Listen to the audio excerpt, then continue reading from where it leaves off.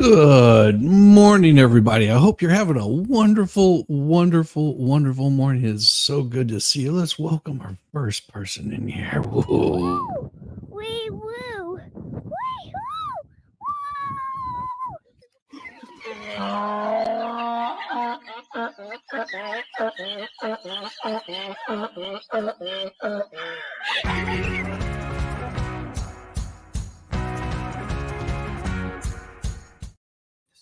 Good morning.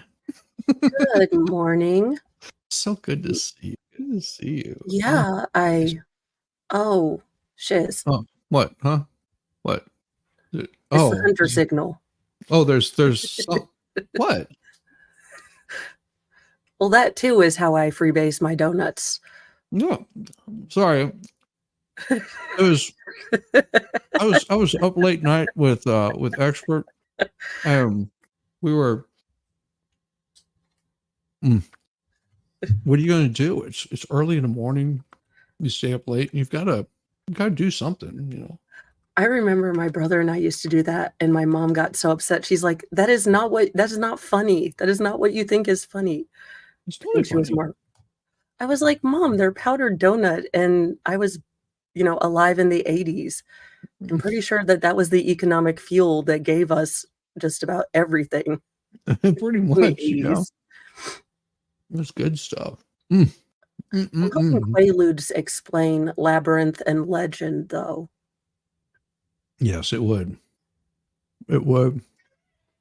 Good morning, Ugly Truckman. Good to see you. JW, good morning, good morning. Oh, good morning, y'all are nuts.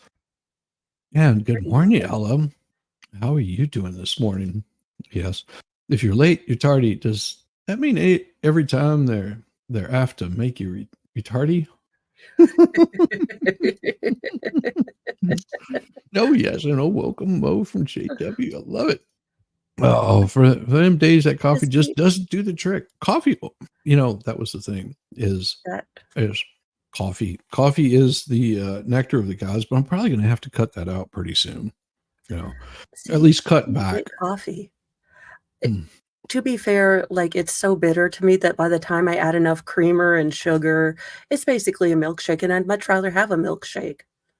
So why not just do the milkshake? Yeah. Normalize milkshakes for breakfast. Oh my gosh. This is so beautiful. I covered the the whole, what was it, Eagle Pass, stuff that was going on there in Texas, where it was just like, you had Joe Biden, stumbling and bumbling down there in Brownfield, whatever. He made an executive order. Don't you feel safer? No, he had Camel Toe Harris as his border czar. As she went over to like Ecuador or some other foreign entity, and it's just like there's nothing wrong at the border. The border looks great. It's just like sweet cheeks. You're like too many countries away from the border. I'm weirdo. Surprised that Biden didn't tell everyone on D-Day that he stormed the, beaches of Normandy with that Tom Hanks fella. He was a teacher. We were going to find Private Ryan. Well, that I'm not joking. Both Tom Hanks and Steven Spielberg were there in Normandy for that. So it wasn't just Macron there. It was there, but they were actually there, and I give kudos to yesterday was a rough one for me. Just trying to read some of what was going on, but all it turned out to be all the crap that they promoted was Ukraine. Trying to compare this to Ukraine. That was where the AP went with this, where the news went with this. They want to compare Normandy and the storming of the beaches of Normandy with the war between Ukraine and Russia. Shizzy, Who do we need to lodge a complaint with? Is it CERN, the particle colliders? What did we do to end up in the dumb dimension? Yeah.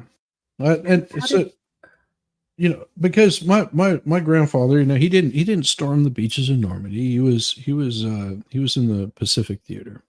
well, So yeah, he was he had nothing to do with that. Now my wife's grandfather, on the other hand, he was in Italy before he went to was it Africa, and I think they were. and pushed the the little little rainbow sticker wearing guys out of out of out of that area. So it's just completely disrespectful that this is what the news wanted to talk about, and that's a rough that's just a rough It, go. at some point, we are going to ignore history, and we are already Well, doing it. We are trying to deface it. Look, history is written by the winners. That's why you have, you know, the Battle of Manchuria and the Rape of Nanking. They're two different, they're the same thing, hmm but told by two different people. yeah, And, you that's have why you people have in the my generation that are like, we wouldn't have, done anything to Hiroshima and Nagasaki. And I'm like, do you guys know what they were doing in Manchuria when they were doing in Nanking? Do you understand how many people would have been lost if we tried to take the island? Now, I am probably the only female under 40 who loves the History Channel because if it's not, WW2, it's Ancient Aliens, or yeah. how did that plucky Austrian painter end up in Argentina, possibly? Yeah, Um, that's always that always threw me off. Like, yeah, Argentina of all places. I mean, he could have gone to Ukraine with a whole group that continued on all the way until the 20s, 30s. Well, no, they're still around. oh, yeah, Imagine that. that's Imagine that they've got issues with Russia. It's so well, weird. and imagine that the conviction for a certain president of Cheeto-ness comes down about the same day that we find out that President Joe Tato has given American weapons authority over to Ukrainians to bomb within Russia. Yeah, weird how that happens. Just So weird. yeah, it's amazing that there's no wars started with one president. The next guy comes in there and makes executive orders to do things like this. Just like hundreds of asylum seekers are camped out near Seattle, but there's a vacant motel next door. Now you would think, what? Well, if they're asylum seekers, what are they? Let me see. Let me see. I know they came from California. They're seeking asylum, or maybe they came from Oregon. That's what I'm thinking.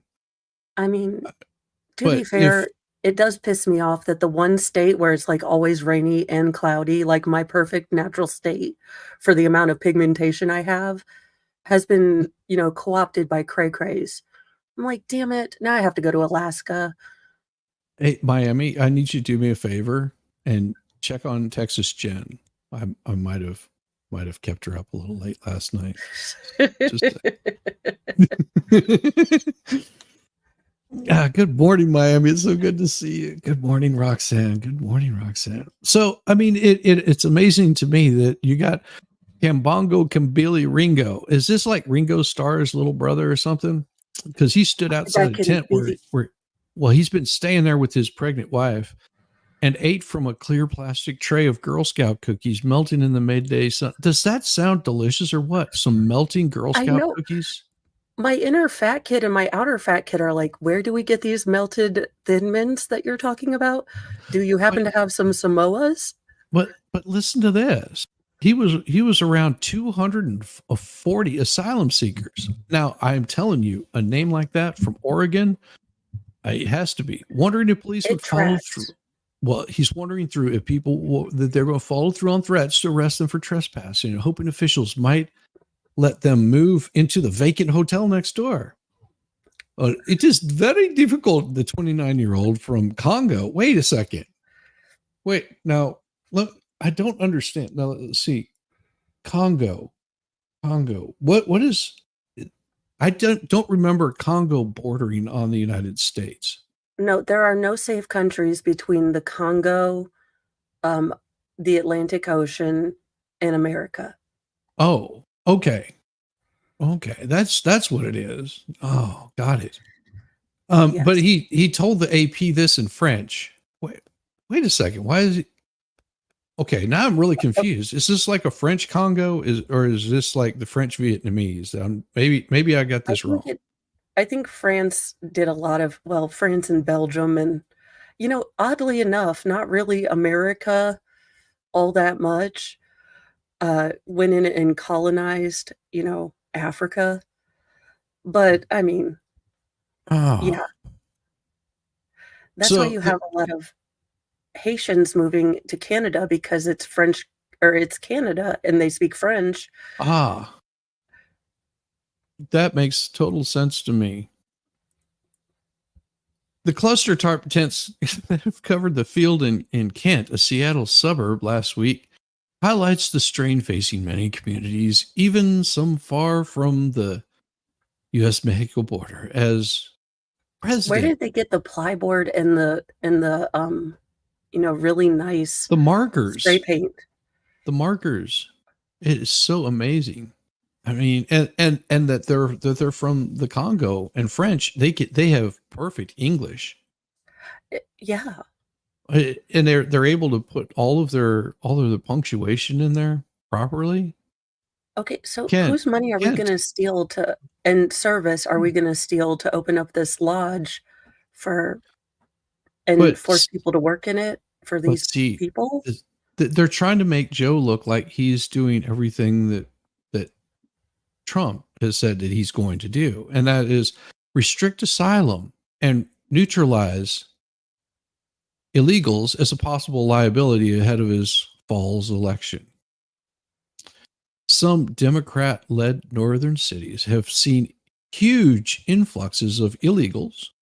Texas Governor Greg Abbott has sent more than 40,000 illegals to Chicago, mostly by bus or by plane. And why did he do that? I mean, think about this. Why did Greg Abbott send those people to these areas? Because they Well, are put up or sanctuary shut up. cities. And, I mean, until they spread the pain out, we were able to ignore it.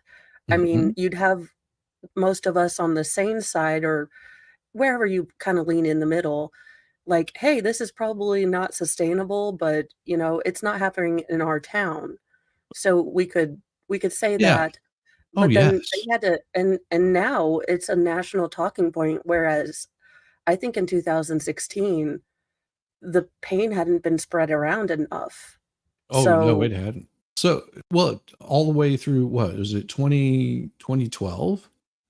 I mean, it 2010. Oh, let me see. Whenever Obama came into office, this pain hadn't yeah. been spread around. He was saying, "Oh no, it's fine. Come across." And then once they got here, it was like, "Well, we need to process these people." And he realized he didn't have the funds to process all of the people that just came ransacking through across the border. So Well, that's yeah. that's where you got all of your little cages that the illegals were being shuffled into these big holding pens, and then they would separate the children from the adults because they couldn't determine if these were actually their children, because a lot of times it would be like a woman that's clearly Oh, not, yeah. a 15-year-old girl or a 16-year-old girl is clearly not the mother of this 13-year-old boy. Just like, no, that's not No, possible. I do think that the I think it had to be multifactorial. So I think that we had to have the border crisis, but we also had to shake up the people that have the luxury of Target beliefs. Mhm. Like, we have all seen the people out in the wild who actually buy groceries at Target. Yeah. We don't have their GDP or anything, but So when those people can no longer shop at Target, when they are having to shop at Walmart or get great value, that's the dual inputs you need for things to start to change. Hmm. So the Seattle area has seen fewer, but with homelessness already an immense challenge. Oh, well, in Seattle, you think? Nearly 10,000 people sleep outside King County every night. Officials say even that has stressed the regional's capacity. More than 2,000 illegals have come through a suburban church, Riverton United Methodist in Tukwali, since 2022, after word got out that it was willing to help. Oh, there you go. That was stupid. The church has Yeah, made room for hundreds of illegals to stay every night and has raised money to place families in motels. Hundreds were moved from tents at the church to hotels or other short term rentals as extreme cold hit over the winter. But how come we never heard about any of this going on over the winter? That all of these illegals were seeking shelter in places like Seattle as winter came. You I never think heard there anything was about this. I think there was a big thing in Chicago because I think, you know, these people had never experienced a Chicago or a New York winter. So, look, sometimes compassion isn't giving people what they want. And And- you have Right. to understand your capacity to be able to help people. And we're over capacity. And that's And what that right there is what the sanctuary cities didn't understand. Places like Chicago and New York and Los Angeles and yeah, all of these places were like, "Oh no, we're safe from deportation." It's like we don't understand why they have such a problem at the border. And until they see it for themselves, whenever it's not just a busload of people that come into your city, whenever they come in by the busload and that busload doesn't stop, and it's almost like this constant arrival of people and it doesn't stop and it just keeps going on. yeah. It's like, what, how, wait, no, wait, hold, no. By then the floodgates are already open and you're going, there is no way we can process all of this. This is just way too much. I mean, we don't, how am I? Wait, you just increased the population of our city by like 1 million people or more. We can't Well, handle yeah. this amount of influx of people. I mean, on like a national holiday where like New Year's or something like that, where everybody sort of comes to New York City and party. But just imagine everyone coming to New York City and partying and then never leaving. Like Well, you can't sustain it. and I do think it was poor strategy. I don't know who is doing the strategery for the Democratic Party, but you have groups that you have pandered to for years and years, and you are shoving them aside quite violently and quite blatantly showing them that, no, you were the old girl. You were last year's it girl. Mm, We're dancing with this chick yeah, right now. And this chick is going to get us more votes for the short term. yeah, for the short term, what I fear happening is that we're seeing it with the criminal justice system and everything else.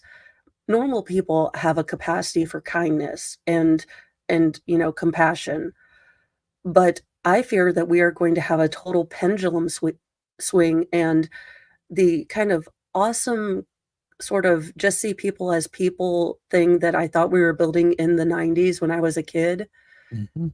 will become, you don't look like me, I don't like you, I'm going to stick up for my own. Yeah, and it's not going to be the people that were born and raised here in the United States. It's not going to be the Native American. And everybody, you look at me, oh wait, you just said the N word. Yes, Native American. That's what I am. I am a Native American. I was born Yeah, I and didn't. raised in the United States. I fly no other flag. I've never flown another flag. I don't buy into this. What is it? African American or white American or Hispanic American or Latino American or Asian American or some crap like. I don't buy into it. Either you're an American or you're not. Like the American should Yeah. come before everything. And if you were born and raised here, I don't care what your grandparents' nationality was. It's all that matters is that you're an American, and you have Yeah. to be proud of being an American, especially whenever you've got guys like Ringo here that, you know, he took a ship to Oh God, Brazil, spent Ringo. 2 years walking the border. All right. So I will tell you, if and this is how asylum seeking should work. As soon as he landed in Brazil, that's where he should have been seeking asylum. If they weren't willing to give him asylum, then they should have sent him back. You want to go back to the sex, drugs, and rock and roll decadence of the 80s because the 90s ruined the fun? Yeah. That is We about the truth. Well, yeah, I mean, but we had to stop the white snake ozone hole, with the white rain and the Aquanet. It had to be Uh, stopped for just a little bit. yeah, but you had to have, your hot wife like rolling around on the hood of your car. Come on. I mean, who wouldn't? I mean, If I were what was it, that Tawny Katane? yeah. Yeah. I She's mean, why come on. I have red hair. I'm just kidding. Oh, what? Hey, I'll try harder to stay awake. Coffee not working this morning. Oh man. Many of those who've been camping in camp, primarily migrants from the Congo. No, illegals from the Congo. So Angola and Venezuela, none of these countries border on the United States. And this is the problem that the Democrats won't address. It's like whenever they could talk about processing people into the United States, it's like, no, you're coming here seeking asylum, right? What country are you coming from? Well, the thing is they're throwing their passports away before they get here, so they can say, "Oh no, we come from Mexico." No, you're no, I don't believe that for a second. And the thing is that Trump pointed out is you notice these. I mean, look at these guys. Do you see these guys as being people that are starving? Or wait, no, they're all military age people. Something doesn't look right here. Maybe we ought to be looking at why do we have military aged men coming to the United States and they look pretty damn healthy and pretty well fed. Well, And it's yeah. just, and of course they've got cell phones sit in a bucket, a makeshift charging station connected to a generator. I mean, lacking other options, waiting permission to work in the US. No, no, No. no, no. No, we are leading to a brain drain in these countries, a political release valve, because these governments never have to step up and actually change to become good countries. I mean, Mexico just assassinated 47 people before they found their first woman president, who's named like something Roshbaum, Yeah. Juliana Sort. Oh, Well, hello, Max. Hello, hello. This morning, Max saw Japanese neighborhood organization called Ultra Nationalist National Will Alliance. They're old school national socialists, not or what we like to call the Japanese Yazis. They stood outside Tokyo Dome. Mm. okay, but can I still go to the Sailor Moon store? That really is all that I'm worried about. That's all. Can she get to the Sailor Moon store? You're And like, yeah, political stuff, but can I go you know, buy more expensive tchotchkes that my husband will marvel at the you know, price that I spent on them? if Max want to win heart of Redhead, just bring her Sailor Moon toys. I'm not cheap because I like Legos and Sailor Moon stuff, There you go. but Oh, you miss the president from most of the 80s. Yeah, yeah. Good you morning, know, Sherry we Moore. make fun of how demented Reagan was, but he never pooed on D-Day. He never did a deuce on D-Day on the stage. Also, Oh, that did was they not change the fembot models from Miss maybe Macron and Jill Biden? They both look like Dee Snider, yeah, slightly feminized. yeah, yeah, I'm pretty like, much. Fembot 1, Fembot 2. The lizard people need to start switching around their costumes. Well, we want to pressure the county and the city to open the hotel for this group of illegals, said Ian Greer, a volunteer for a coalition of, and I guarantee you, if I looked up Ian Greer, he would be left wing, more than likely has been to a few of the mostly fiery but peaceful protests. I would almost guess that would be correct. Yes. Because I mean, who else builds a tent city? And you well, notice all the I tents mean, are, wait, they're aren't those beginning the to same win tents me that they use during for the Palestine. yeah. Did, Those are free tents for Palestine. yeah, free tents for Palestine. Oh, isn't that wild? Huh. So they think they what what they think, it doesn't really matter, but what they're trying to push here is how tough Biden is on the border. This is all that this is a fluff piece about how tough Biden is on the border, because they're hoping to win the support of people that are more centered. I mean, dude's wearing a Tommy Hilfiger shirt, okay? That's like 2 sizes too small for him. Eh, Hey, apparently walking a bunch of miles means you have to carb load. Okay, he walked all the way from Congo to America, and he had to carb load after and during and before. But how does this happen if a Texas sheriff says 7 suspects arrested, 11 illegals hospitalized after sting near San Antonio? Huh. Now and this is something that I talked about before, was this they came out with, I think it was SC um what was it, 6 or something like that, that everybody got up in arms about. They were just like, oh, they're trying to deport people back from this. And that's not what SC was. That particular bill that was written in was to anybody that is caught holding these people in asylum in the state of Texas, or providing aid to, or transporting them across, or providing the means to transport across, or anything like that, they would get 5 years in prison and fined $1,000. Okay. And that's minimum. And that's for each offense. So if you came across with 20 people, that's 5 years per person, $1,000 per person that you would be fined. And and everybody's like, oh no, they're just trying to send people back. No, they're trying to stop people they're trying to disincentivize people from bringing them I across. mean, can we just all say that this is sparking human tragedy of a level? How many kids have we lost? We just don't know where they are. I mean, the horrific tales of what kids, children, women, even some of the men go through, where they're brought in here for this modern day slavery. I mean, we want to talk about our past being not great. Well, why don't we work on the current not great stuff?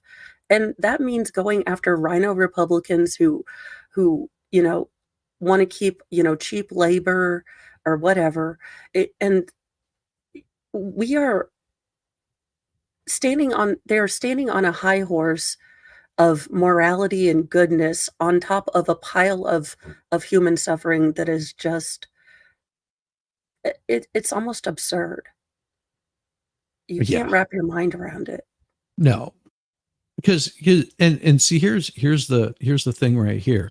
They're leaving that information out of this news story. Like, AP is willfully leaving this information out of the news Yeah. story, because it's saying 11 people were hospitalized, seven smuggling suspects were arrested, not smuggled.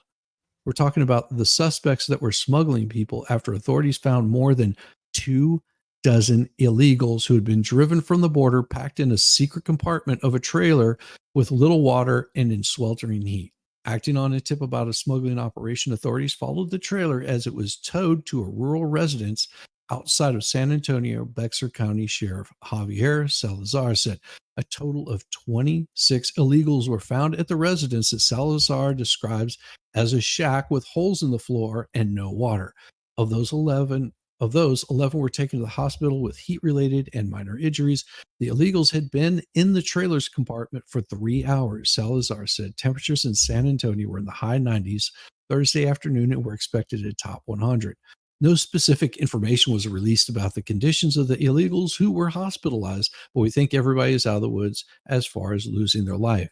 The smuggling sting came 2 days after Joe Biden unveiled plans to enact immediate significant restrictions on illegals seeking asylum at the US Mexico border, and as the White House tries to neutralize the illegals as a political liability ahead of the November election. So this is the thing is I can read all the way through this right here, and not in one place does it talk about the bill that was passed through in the state of Texas to eliminate this from happening, because those 26 people, every single person that was arrested in this group would be sent to prison for 5 years for each one of them, and $1,000 fine for each one of them. I think it's $1,000. It might be 10,000, but I'm pretty sure it's 1,000. So you start adding that up, that's $26,000 on top of 5 years for each one of them. Yeah, And this is you need what to they make try it to pass. sting. Yeah, You need to make this. I mean, it's for so long it's kind of been a victimless crime or something that we turn away from. yeah, But we turned away from it so long that the dam, instead of having just a little, like, pinprick hole, it's finally collapsed. We didn't ever take care of it. And I some days really worry about the country I'm leaving my kids. yeah, yeah. She paid $16,000 to be brought to the US. I mean, this is the kind of crap. San Antonio was the site of the nation's deadliest human smuggling episode, and everywhere amongst this, I can show you that they refuse. They absolutely refuse to enforce these rules. Like the border patrol. The border patrol has just basically become babysitters. Hey, Squid, what's up? How you doing? Well, yeah. But I mean, the one time they tried to, do anything with horses, they were, summarily said that that's awful, evil, and, terrible. And oh my gosh, what did you do? I mean, you're not going to, the marching orders have been given. You're not going to do anything. You are here to be a travel agent. Because yeah, and this is the thing. This is every single story that is coming in from the AP on all of this. It's trying to make Biden look like he's doing something. Illegals are rattled and unsure as deportations begun under new rule, hating asylum. And it's just like, oh, in California. Oh, and it's always this little sad story. Look, they're being shoved into a cage here. Oh my gosh, they're being shoved into a cage. And it's like Has her anyone sense of perchance looked at the immigration policy of Mexico? oh, If you're a if you're not a Mexican citizen and you would like to buy property there, you can't buy property in certain areas. The government can take it whenever they want. You are not a Mexican citizen. There is, privileges. There are privileges and rights that you don't have. So why is it every other country gets to have these things, yeah, but the Western countries? And I think you look at Generation Z, Nigel Farage is getting a bunch of, young Gen Z people going for UK Reform Party, I think. I uh-huh, mean, the Tories are looking at just a complete blowout yeah. because Richie Sunak is awful, but that's And then of course you hear this kind of garbage right here, which UN migration and refugee agencies. No, these are UN illegal and uh, do we wanna talk the, about how the UN treats people? Because holy yeah. God, the amount of And child since badness. when does the UN dictate United States? When did that become a thing? Okay, Since we need to when? threaten the UN with Nikki Haley back if they don't stop being stupid. because this is ridiculous. The UN does not dictate what the United States does. The UN can make suggestions and we can follow them, but never, ever do we take a knee to these people. Tinkle Tits McGee, what's up, brother? Good to I see love you. that name. I know, it's such a beautiful name. He's absolutely hilarious. Like this Tinkle Tits, you're my hero. You're my hero. It's just so much fun. So much fun. Oh So my goodness. so in Geneva, the UN's migration and refugee agencies expressed concern over the Biden administration's plans for new asylum restrictions in the United States. No, no, and No. no, because here's the thing. Because as you read down through here, oh, refugee agency says reconsider restrictions that undermine the fundamental right to seek asylum. If you're seeking asylum, and these are sort of the rules of the land, you're supposed to go to the country that is next to you, and that's where you stop. You don't move any further than that. If you're seeking And asylum, yeah, you stop. If I'm seeking asylum from the United States, I don't go to Brazil. I don't go to the Congo. I don't go over to some other place. I either go to Canada or I go to southern border. That's where I should be seeking asylum if I was seeking asylum, but I'm not. And this is what they get confusing so much, and it's like the UN's international organization, who is run by Amy Pope. Oh, there you go. A former senior advisor on illegals for Biden. Oh, God. she's a little more muted. Ah, You think? You think? Yeah. Oh, I don't really want to speak out of line because if Potato Head doesn't make it back in, I'm out of job. true. But I think we could scrap the entire UN and deal with a lot of less issues. We're the only one paying our dues. I'm kind of Every average daily arrest for illegals crossing from Mexico were last below 2,500 in January of 2021. Oh, the month that he took office. yeah. The last time the It's really border cheating. encounters dipped to a $1,500 a day was in 2020, at the height of our president saying, no, we No. don't want you Yeah. here.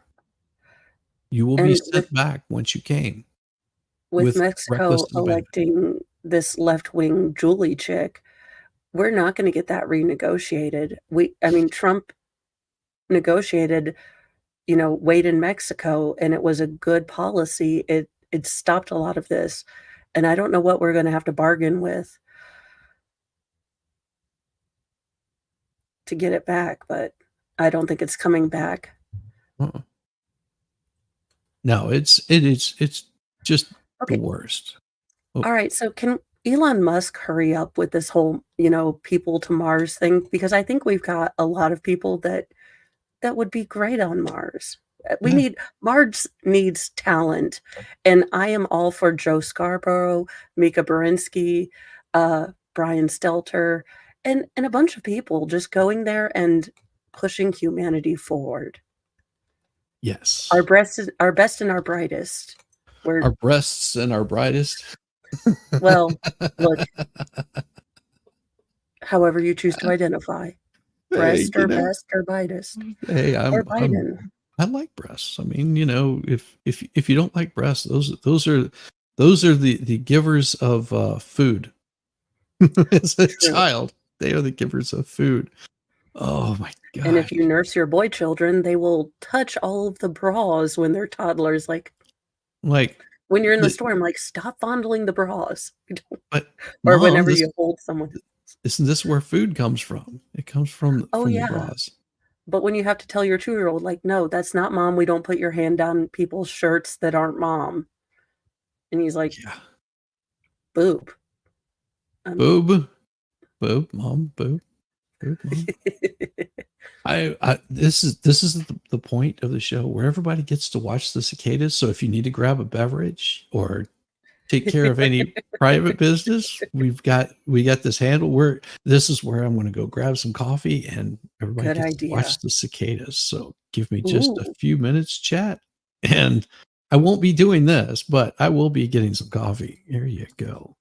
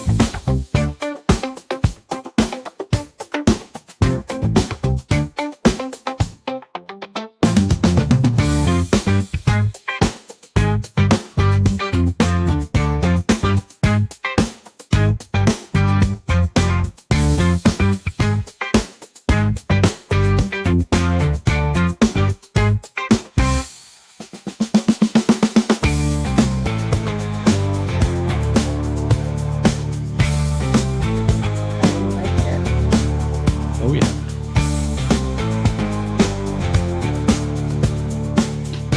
I used to give them Rambo at least.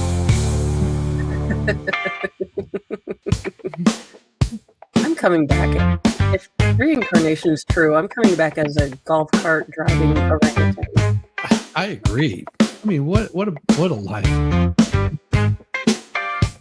Yeah.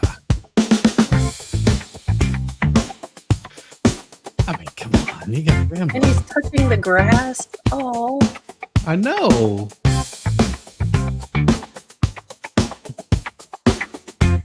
This is why you can't make me president. I would totally be like, look, I can't solve much of the problems, but here's an orangutan driving a golf cart. Yes.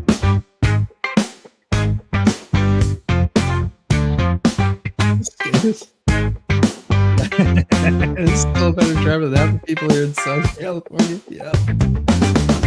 Oh, sorry to hear that, Squid.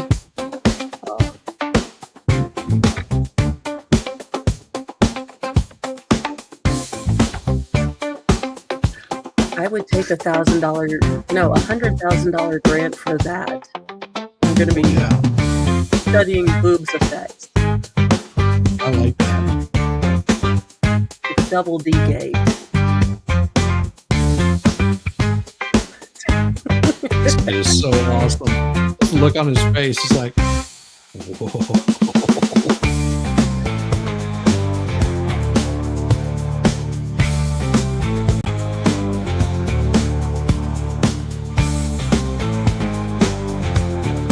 Repping Augusta.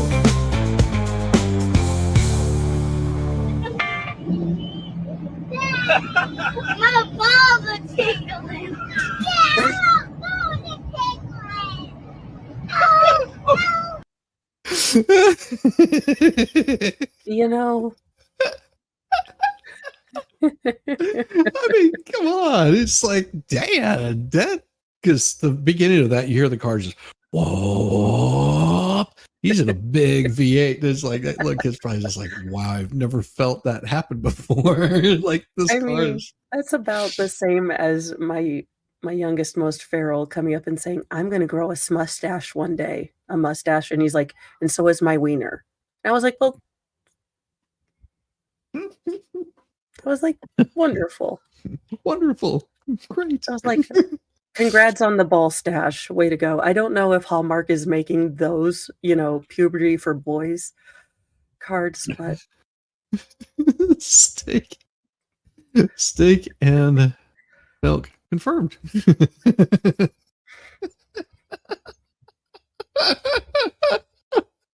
Hey, There is no Cindy. lie. Cindy.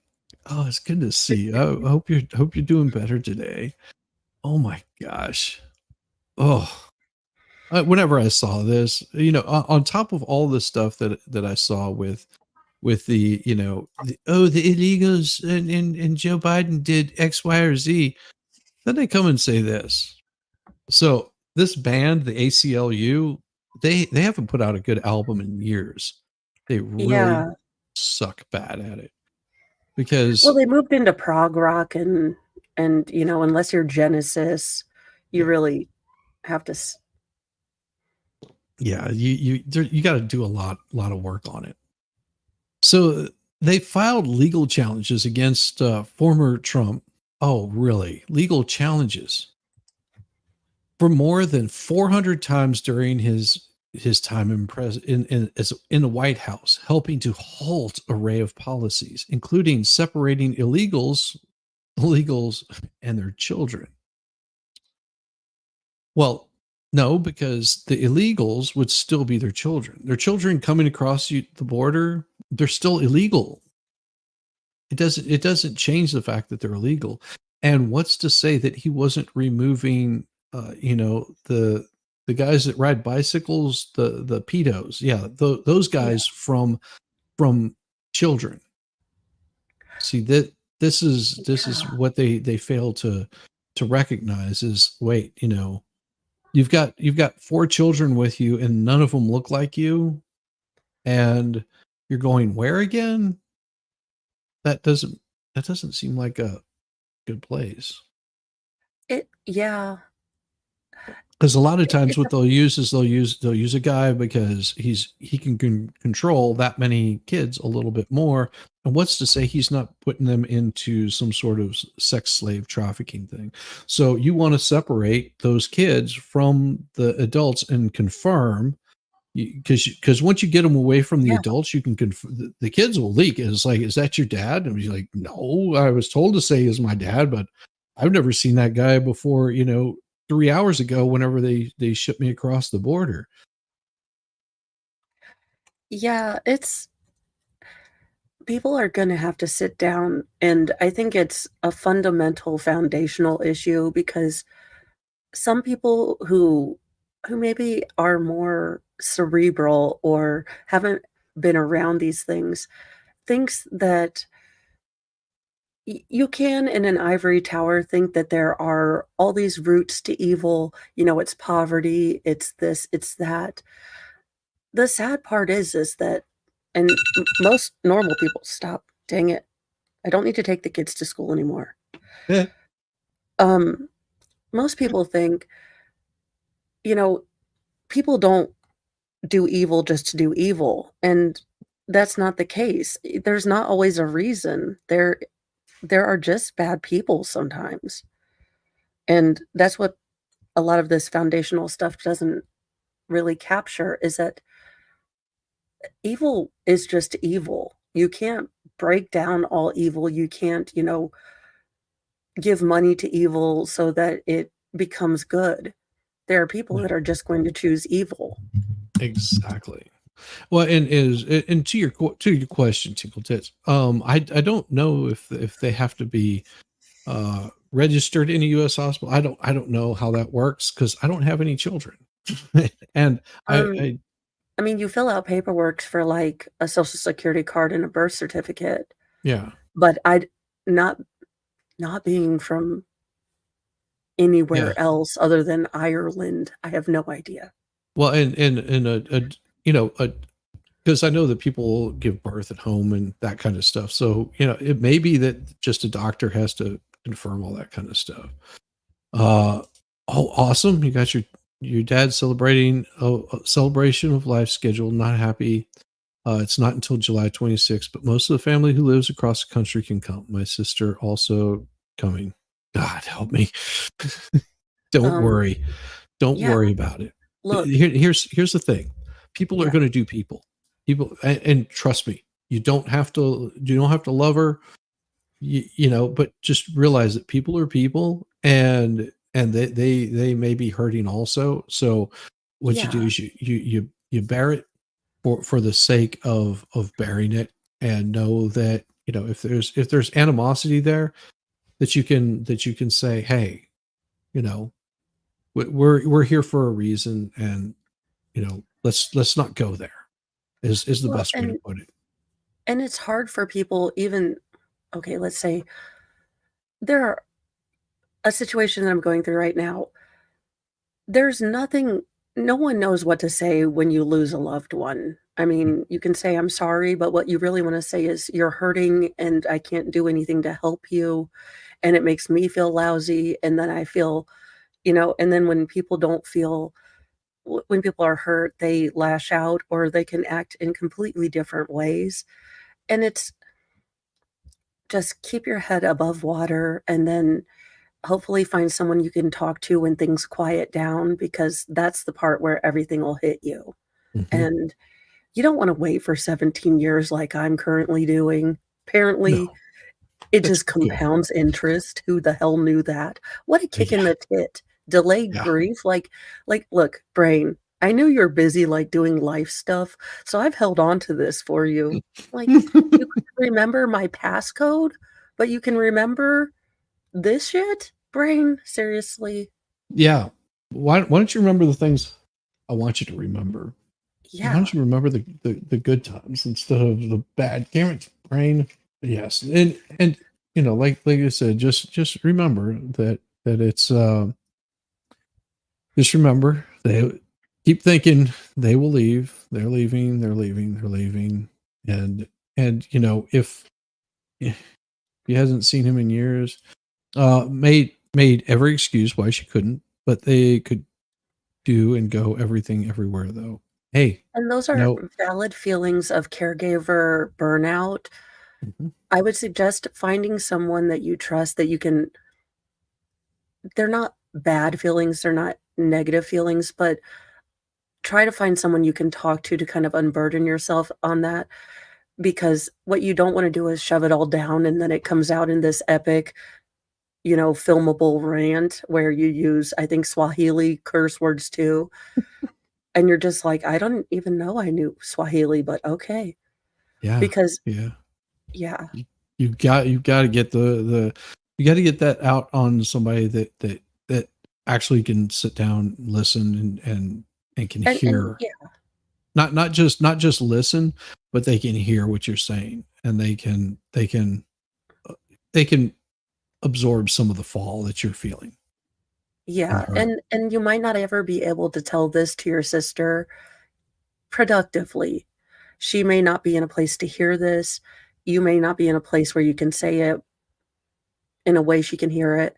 So finding someone else that you can at least vent all these feelings for or to where you can kind of get that initial Mount St. Helens out and then, maybe find a way to constructively explain how you are feeling. Right. And you'd be surprised how close you can get over that kind of stuff Yeah. eventually. Hopefully, that's the plan. Well, advocacy groups are making contingency plans to try to tie up Trump's priorities in court or through the workings of government. And see, this is right there. That right there is what their goal is. This this is this is this is already pre-planning an attack on Trump. So it just so you guys know, as soon as Trump is elected president, if he is elected president, as soon as that happens, you already have these people that are on standby to start up with the lawsuits, to start up with their bitching and moaning and complaining and trying to, and they've got the funds behind them because they will run campaigns all over Trump because they do not like the guy. Yeah. And they What want I to bog him down with the same BS that he dealt with his first 4 years because what they I know it hope was he effective. learns is that hopefully he doesn't pull a Mike Pence for vice president. He needs we need to turf out the establishment If he made a Trump, reform populist party, because what the both of the parties have in similar is that they effing hate their base. They hate us. They call us, the crazies, the rubes, the flyover states, the, you know, unwashed deplorables, whatever we are. I Well, forget half the time. well, and this is what should scare you right here. Project 2025. This book is an invitation for you as the reader, Mr. and Mrs. Smith, to come to Washington to support those who can. Our goal is to assemble an army of aligned, vetted, trained, and prepared conservatives to go to work on day one, deconstruct the administrative state. I mean, I'm okay with that. This is their mandate. This is their mandate.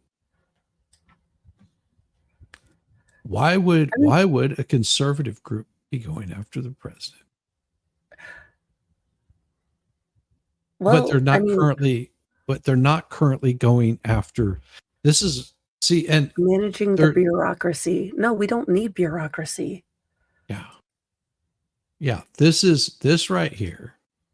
This right here is not a conservative group.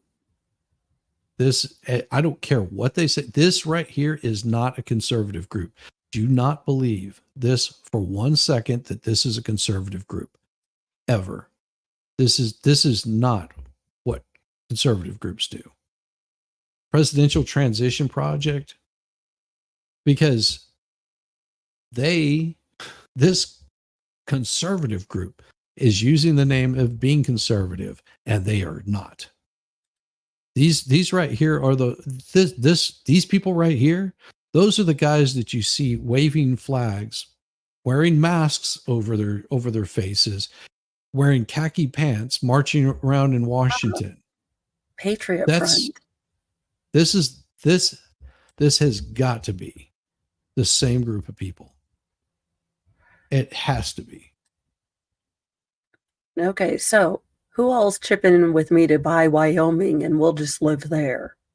Asking for a friend.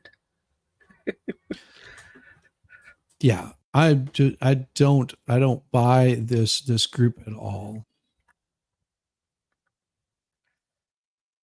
I will say on the white girl side, they're saying these advocacy groups are making contingency plans to try and tie up Trump's priorities in court or through the workings of government.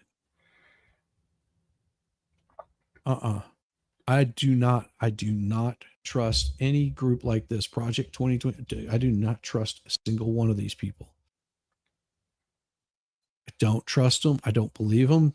And if you have to gang together, there's something seriously wrong with you. If you have this whole groupthink of attack, I don't trust them at all. It's the same way you see all of these like TikTok influencers that come in. It's just like conservative girl looking for a conservative man so I can stay home and cook and clean. That's really what I want. As they spend days and hours putting on their makeup. Just like I knew I forgot a step this morning. It's everyone says, well, the conservative women tend to look much better. Much better. It's like,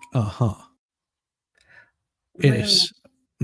See, I showed this to one of my friends the other day, and he was just like, holy smokes, that's insane. I have never seen that. Where did it go? Because it was, I never saved it. That's what happened. Dang it. Oh, did it go? I'll spend a little bit of time here finding it in a bit. So this is really kind of a sequel. Earlier work we did fighting off the worst of the Trump abuses. Oh my God.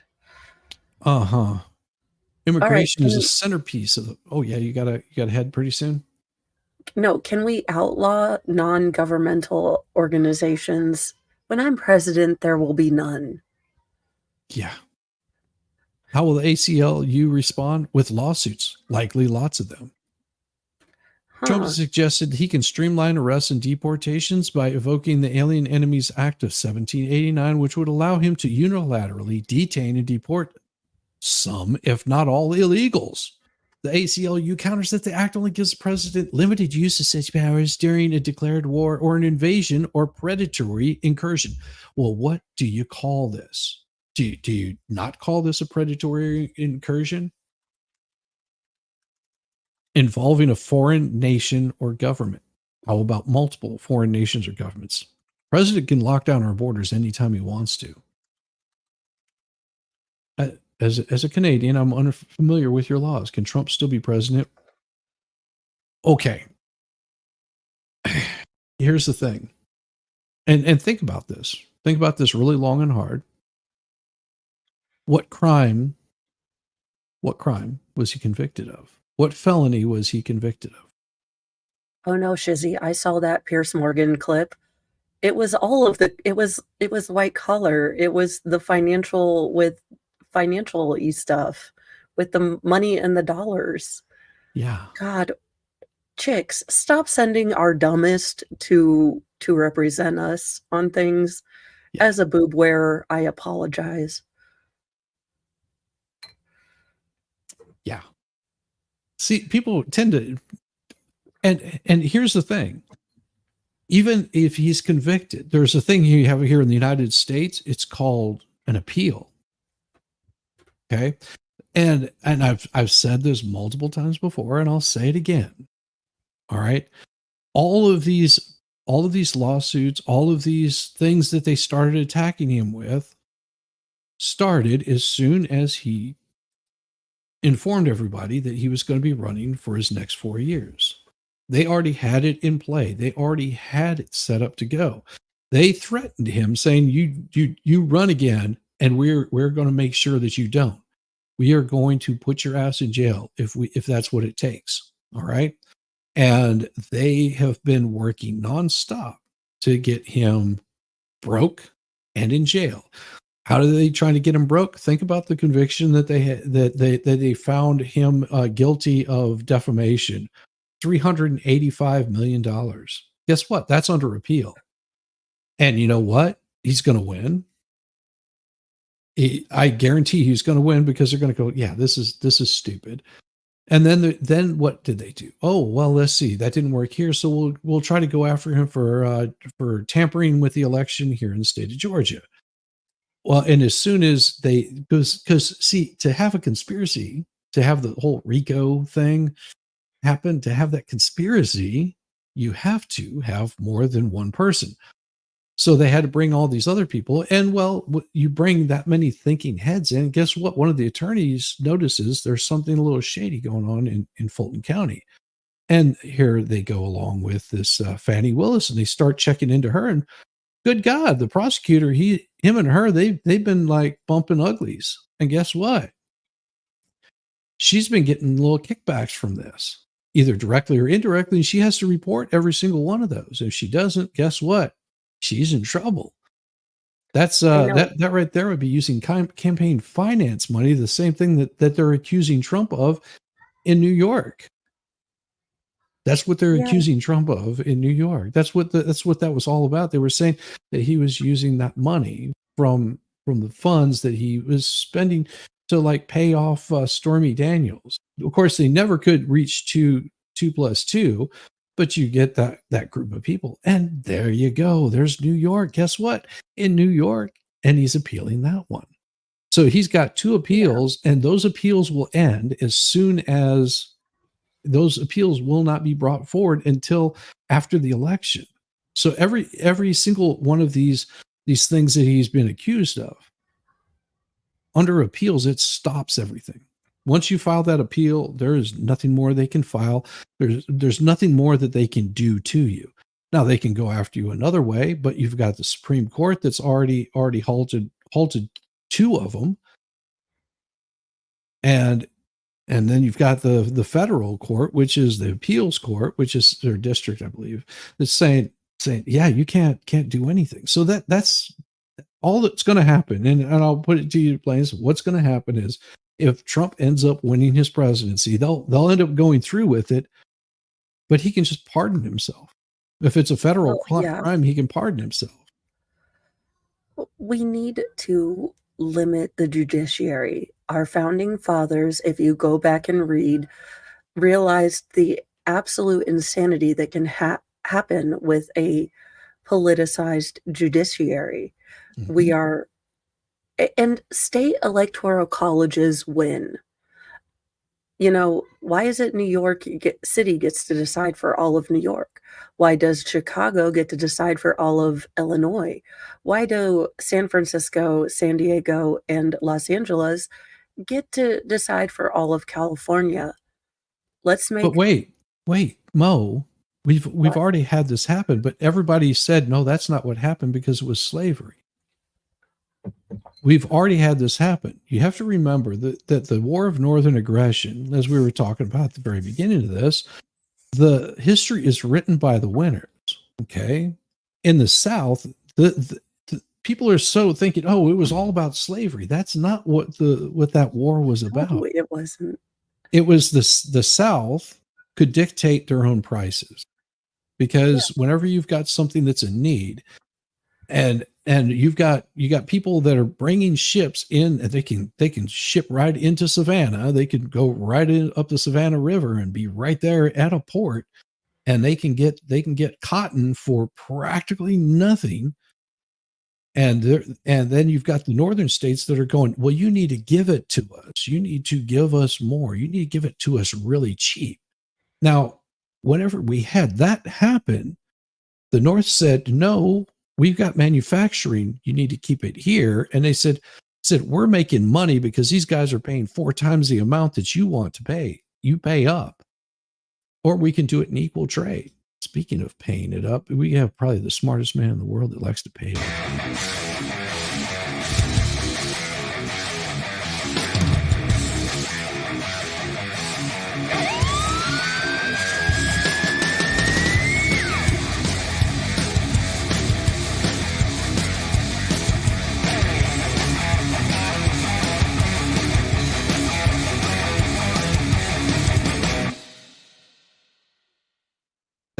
The South will rise again. After this late unpleasantness, how the you South doing, ever Russell? began without air conditioning, I am amazed. How you doing, Paul? It's a requirement. Yes. Air conditioning is a requirement. Yes. Yes. There is no ifs, ands, or buts about it. Even Baker himself, even though it wasn't even that humid, and he was like, I understand why you have air conditioning in the US now. I'm like, yeah, dude. Mm-hmm. It's hot, Yeah. it's humid, and this is what you're experiencing right now is nothing. Yeah, It's give it another spring. month. It's spring, Give it another sweetie. month. Come in August. Yeah. Yeah, come in August and make sure. Come here about mid-July and then tell me about it. Yeah. Okay, I beat you both. Try being pregnant, like hugely pregnant, at the end of August. The fact that humanity just didn't die out, I mean. Yeah, that's rough. That's rough. No. How you doing this morning, Ballstorm? Good to see you, brother. Oh, he hit the wrong key. I know that. I know what happens whenever they do that. Like, you're not taking our air conditioning away. You know what I say to him? Why are you gay? Who says I'm gay? You are gay. Oh my gosh, some of those pastors from Africa are taking no prisoners. Holy God. They're some of the funniest things you can watch, but you know, I just remembered there was one person I forgot to do this to. Gosh, Lord Almighty. This guy right there. Oh, morning, Baker. Nice to get some sleep. Look, why are you gay? He's still trying to process the absolute stupidity coming out of Karen Reed. Damn gum technical difficulties. Kamala said, "Don't." She said, "Don't." I'm gay, and I don't know why. I will tell you right now, there is nothing wrong. If you want to be gay, be gay. There's Yeah. nothing wrong with that. Just remember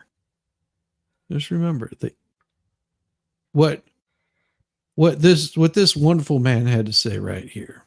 Okay, this wonderful man had a lot to say about this right here. Because I went to this gay pride parade. In it, there were these old men and old ladies, like with these signs that said, "We are proud of our gay son," And so I was saying, that's an odd thing to be proud of, because it's not an achievement, It's not like something you work all your life to be gay or anything like that. I had a hard time believing that these 50, 60-year-old men are actually bragging, at work like they're, "Hey, Bill, my kid, oh my God, we're proud of him, Johnny. He graduated from Harvard, a first in his class, you know what I mean? Now he's articling over at a law firm, and oh yeah, he loves cock."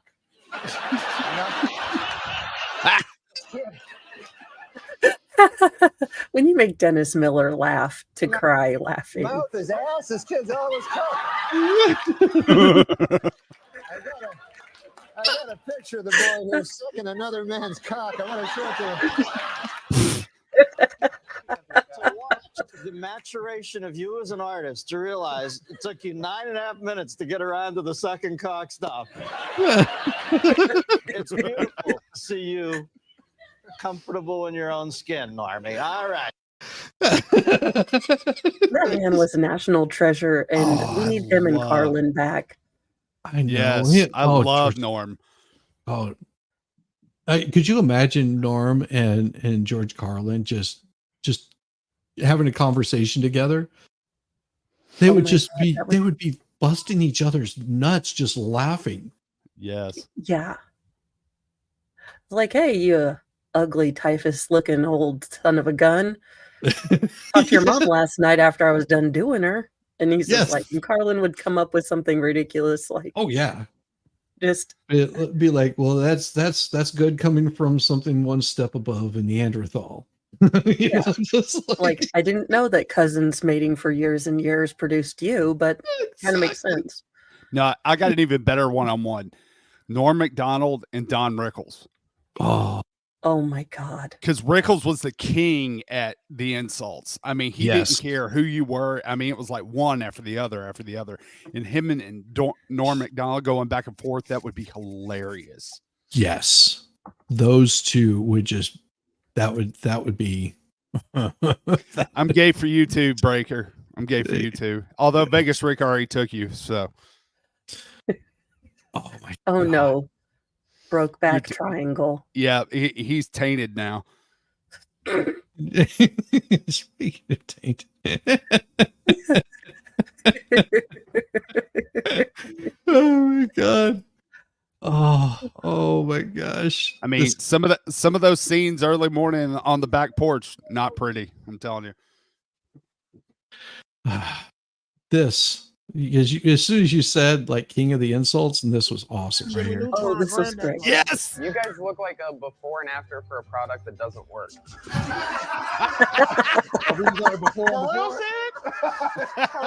What does ABD stand for? A dose of diabetes? Okay. I wasn't ready for any of this. Yeah. You guys are wearing sweatpants and sweat skin. Have you guys just completely given up on is that it? Maybe Doughboy, not me. I'm out here now. Doughboy? Wait, what? His name is Doughboy. Doughboy? Yeah. I spell it D-O-B-O-Y. D-O-B-O-Y. Yeah, I had a feeling you'd misspell it. You guys are two of my favorites. Two Chins and ASAP Rocky Road. Wow. You didn't say this was coming today. Jimmy Neutron Brandon. You guys look like a before and after product. It's just beautiful. I love that. His best joke was the first one, though. You look like a before and after product that didn't work. Oh my God. Oh, no, and nothing like grandma to speak truth. Of course. let's see what it says. What does it say, Chills? Hashtag FJB. Yeah. That's pretty cool, ain't it? Man, I'm telling you, it is. Hashtag fuck Joe Biden. Do you know what FJB means? No. Fuck Joe Biden. Oh, goodness. That's what I say too. Fuck him. That's it. I'm adopting this grandma. I'm adopting his grandma because my grandma's in heaven. So I'm adopting her. Actually, is there ain't glorious. nothing better than an old country grandma because they give no F's. None. No. They'll be like, now, sweetie, bless your heart. Have you been dealing with the carbs here lately? Because no, those pants, no. You need to wear Lycra under them or we don't go out like that. No, they would just go, boy, you're getting fat. You need to quit eating so damn much. Oh, well, my grandma was a bit nicer. Not by much, though. Funniest by thing my much. grandma ever did, and it's maybe a little apropos with and I'll leave with this one. So my first husband passed away. You guys all know that. My grandmother was Shiite Catholic. So this is the voicemail that I get on my phone. Oh my God. So the voice, so she gets on the answering machine and she's like, Donald, I don't think they picked up. Marjorie, this is the answering machine. Marissa, are you there? Anyways, we're so sorry about what happened, but you didn't get divorced, so you can still take communion. Oh, wow. Oh, God. No joke. Shiite Catholic. I was like, Grandma, I didn't even take my confirmation class, but okay. As long as but it was just so funny because she's like, I'm so sorry, but you can still take communion since you didn't divorce. Oh, well, at least you put a positive spin on it. Yeah. I know. And having all of these multiple calls on my voice messaging, it's just like, Grandma, I have never laughed so hard in my entire life. Oh, no. Yeah, and you don't have to be listening to Jim Gaffigan on this kind of stuff. It's just because people are, if you don't get worked up and offended by it, you would be surprised the funniest stuff that people come up with whenever they talk with you. You just have to have that sort of deflection of like, they're really not insulting me. They're just idiots. Like I do it all the time. Genuinely thought it was a good thing I needed to know. Like I had maintained my card club and I could, still go to communion. Well, I mean, you got to remember these old grandmas, they went through like real poverty, like the Depression and all this other stuff that people worry about. Like my life is over because the Wi-Fi is temporarily out. That doesn't even register with them. So when they're telling you these things, number one, they're serious. They're not trying to be insulting. They're serious about it. And number two, they just don't care. They don't have to care. It's great. That is awesome. And on that note, well, it is you, Zach. So I'm gonna leave to start my own show and save the rest of my voice for Legal Shenanigans Theater Saturday. Oh, that's gonna be glorious. Nice. You guys haven't subbed up to Mo. Make sure you sub up to her and spread her some love. And all of you that are here right now, if you haven't, make sure you hit the thumbs up in here and subscribe here and subscribe to Mo. And if you're not a subscriber, well, then what are you doing with your life? Because see what don't helps go out us and out touch is grass. Watch us all the time. exactly. I mean, Mo, I've got an idea for you. Now, Okay. we know you had the presidential campaign running, right? Yes, I do. Have you picked your cabinet yet? We need to know. some feelers out, but my running mate is Bigfoot. Okay. That's solid. You can definitely get the flyover country with that one. Yes. Or Robert Stack, depending on if he's still alive, because he's the reason my generations believe in Bigfoot and UFOs. Unsolved Mo, mysteries for the win. The last see, man this wore is a trench coat. Awesome. this right here is Mo in the deep end for president, hand jobs for all. I mean, come on. I mean, you got to have this. Who doesn't guys, need a good hand job? I think we so. just need to make Ryan Stelter and all the people from CNN have to call me and deeply, deeply embarrass my mother. Because she'll be like, were you called? Did you run a presidential campaign? We're like, oh, I guess you're Yeah, not subbed, Mom. I don't know. This has been a key part of my plan to take over the world. Come on. Did you make Wolf Blitzer call me about being the mother of a person for hand jobs for president? I didn't make it, Mom, but you know, Mom, I asked them nicely to do that. Mo going live in 3, 2. Yes, We'll see you I am soon, Mo. leaving. Yes. Bye, Mo. Bye, Mo. Oh, I love her. She is so awesome. She just makes it. She just just makes my day every time. God, Wallstorm, you missed it last night. I know, dude. I tell you what, I had I pulled a shizzy last night. I actually had a date night with Diva. Nice. So I was like, I don't give a crap about any of you damn people. No. So and you have to. You really have to do that. Absolutely. So I heard that you finally, kicked the little one out, and she spread her wings and you had some alone time. And of course, experts like, I don't know what that means. Like, how should I take that? Was it like alone to like play video games, or was it alone to like, self-satisfaction? No, it's called Everybody Leave Me the Hell Alone. That's what that means.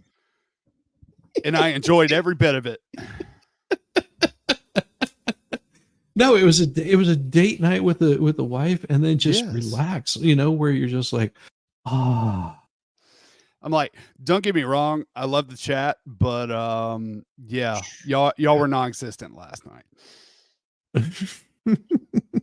Do these hand jobs pay minimum wage? Well, if you're good at hand jobs, you'll get better than minimum wage. Hey, it's the benefit of the hand job that counts. It's the benefit.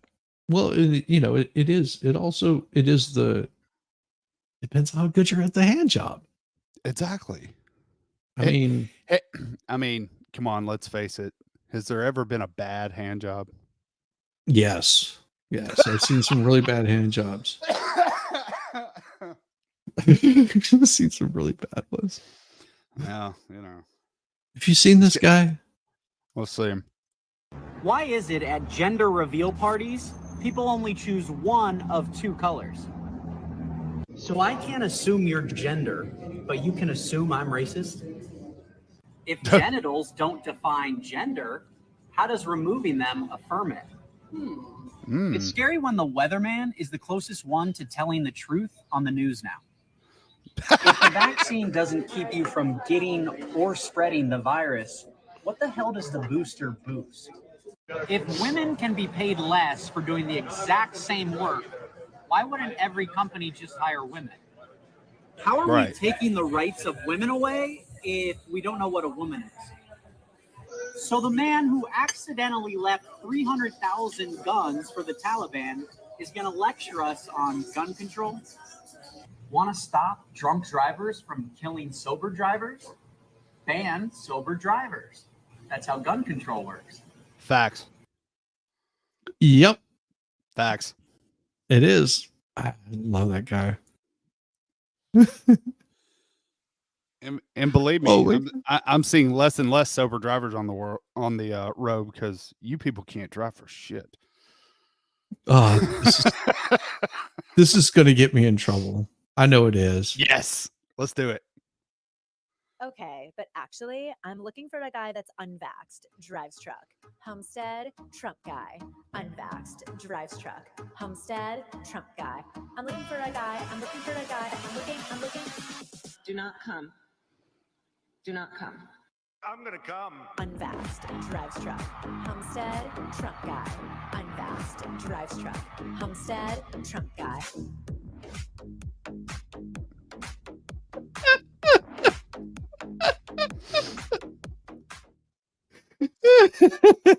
Now that is a Tinder profile. Yeah. I love it. Oh my God. There's one that I saw. I've got to play it again. What the hell was it? Oh, and I found it the other day on my feed. And I was just like, this is too funny.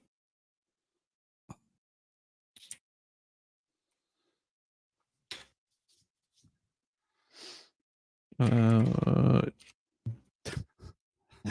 Risa talking about the guy you showed. She's like, how's this man accessing my brain?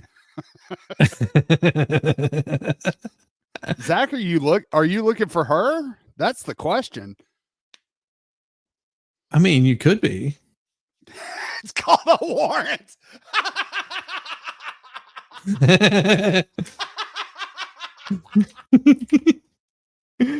Oh God, that's great. That's great.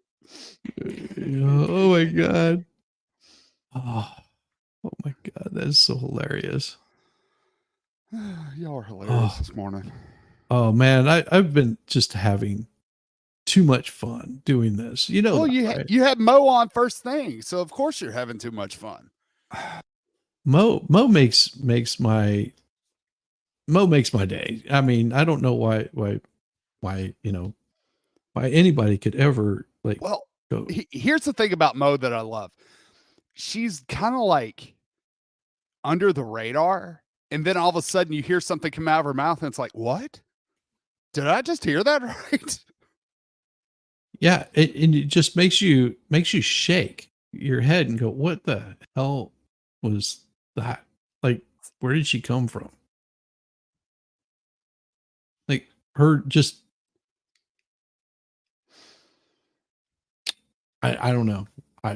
Mo just she's got something special that. Yeah, it's called common sense. Yes. Yeah. That is exactly right. That is what is missed, I think, most of all.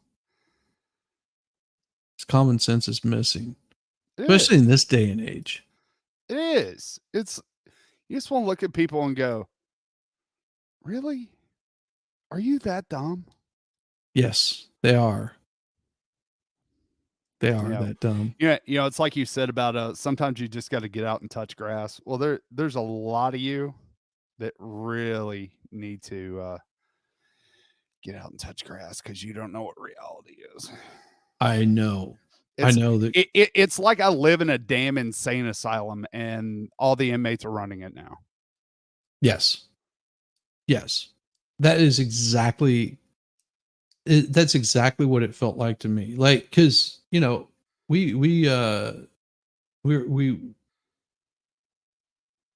like this whole Ricada thing where everybody is so bent out of shape about it, or they're choosing one side or the other. Yeah. And I'm like, you realize that if you were out touching grass, you wouldn't even know that happened. Well, here's the thing. It's like everybody said, it's spring. So they're striving for content. Mm-hmm. And so, hey, I'm going to be edgy and I'm going to pick one side or the other. So everybody will get my takes, and, they don't care about whether it's, positive or negative. It's interaction. Yeah. People forget this is a business. It is. It's entertainment. Yeah. But it's a business. But your business doesn't have to be kicking people down. You know what I mean? Right. Yeah. Have you seen the? Yeah. Have you seen the Ricada stream? Yeah. And see, that's my point. And it's fun to make fun of, and it's fun to watch the drama. Oh yeah. But whenever you insert yourself into the drama, that's that right there is a true sign of somebody that doesn't have anything original. If you're putting yourself in the middle of it, or if you're taking any of it personally, you failed as a creator. You failed. You missed the whole point right there. Yep.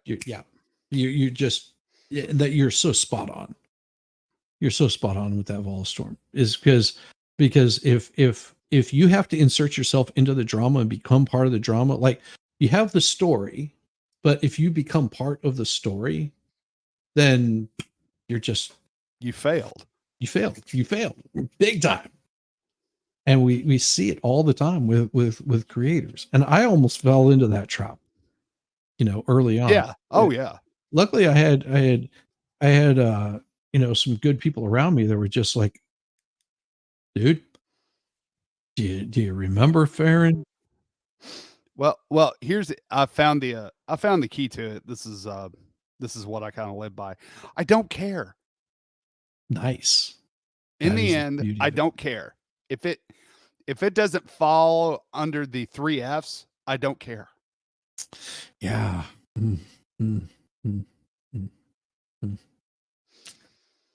Food, firearms, and friendship. Yes, that one. Right there. Yeah. That's what it is. Yeah. Friendship with the opposite sex. Or in some people's case, the same sex. I mean, you never know. Hey, I'm not here to judge. Yeah, I'll make fun of you, but I'm not going to judge. No, no judgment here ever. This is judgment-free zone. Except for the European Central Bank, they jump ahead of the Fed in lowering rates. Why is that? Interesting. So in Frankfurt, Germany, the European Central Bank has cut its key interest rate Thursday by 1/4 point. I went from German to Scottish. There you go. Moving ahead of the U.S. Federal Reserve, central banks around the world lean towards lowering borrowing costs, a shift with far-reaching consequences for homebuyers, savers, and investors. The ECB cut its benchmark rate to 3.75% from a record high of 4%. So in the U.S., our interest rate is what? 7.5, something like that. Something along those lines, yeah. So they've got it pretty low there. Speaking afterwards at a news conference, ECB president, that's the European Central Bank president, Christine Lagarde, I think might have been, said that inflation has eased enough for central banks to start lowering rates. But with annual inflation at 2.6 in May and expected to remain above the ECB 2% target into next year, why next year? We just barely made it through the first quarter. Why are they already talking about next year? Yeah, we're halfway through the second quarter. Yeah, halfway through the second quarter. There you go. So why are they worried about next year? We will keep policy rates sufficiently restricted for as long as well, I got to say this right. We will keep the policy rates sufficiently restricted for as long as necessary. We are not committing to any particular path rate. Yeah. Uh-huh. And of course she says, are we moving into dialing back phase? I wouldn't volunteer that. Of course you wouldn't. You wouldn't volunteer anything. But high rates also hold back growth, which has been in short supply in the Euro zone. And there's the problem. Yeah, you can get a halfway decent rate on like a savings account or something. But when it comes to actually buying things like homes, cars, yeah, it sucks. But of course, I remember back in the day when getting like a 10% rate on your home was a good thing. So I have a little bit of perspective. It does put it into perspective that people fail because they're just not old enough. They don't recognize that there was interest rates were, climbing up to what, 29-30%? Yeah. During the Carter years. And of course, gas prices went up to what, $2.37, but you also have to remember that it went up to $2.37 from like 57 cents. Right. Okay. So whenever you see that kind of drastic amount, you're talking about your income at that point in time, like to be an upper class was about $26,000 a year. Yeah. Okay. You could buy a car for around $3,000. We're talking about a brand new good car. Yeah. Now, if you wanted like a Pinto, you could get a Pinto for $2,000. You know, their whole thing was a 2,000-pound car for $2,000. That was sort of their selling point. That's why they didn't cut the bolt off in the back end of it, is because if they cut that bolt, it would take it under 2,000 pounds. 2,000 pounds. Yeah. Well, yeah, I mean, it's kind of like, I remember growing up, and if you paid $20,000 for a car, you were getting a good car. Now it's a decent jet ski. Yeah. Yeah. This is what they don't understand. You know, your minimum wage. Companies don't pay minimum wage. No. If you want, if you are unskilled, minimum wage is to make sure that you get something in your pocket. That's all it is. Right. It is not designed. It is designed to be as a go-between, not a permanent fixture. And everybody that is screaming for this minimum wage needs to be higher. My response is that, well, your skill level needs to be higher. Like, get some skill. And once you get some skill and you get some years behind you, you know, it doesn't have to be years, just some time, 6 months, 3 weeks, a year, any amount of time that you spend doing a job, if you can get better at it, then those are the people that will stick it out in the long term. Well, if you think about it, you know, and this has been this way throughout time. You got these kids that have gone to college and they come out thinking, oh, well, I should have a job making about, you know, $100,000 a year. And then they realize, oh, I have no experience. I don't really know what the hell I'm doing. All I did was spend 4 or 6 years in a classroom to, you know, to listen to theory. And then you get out there and you find out, oh, this job is not at all like what they taught me. And I have no real skills in this market. Yeah. You have to start somewhere and then get better. That's how you start making good money. Right. Well, but everybody wants it now. I understand, you know, we've got it.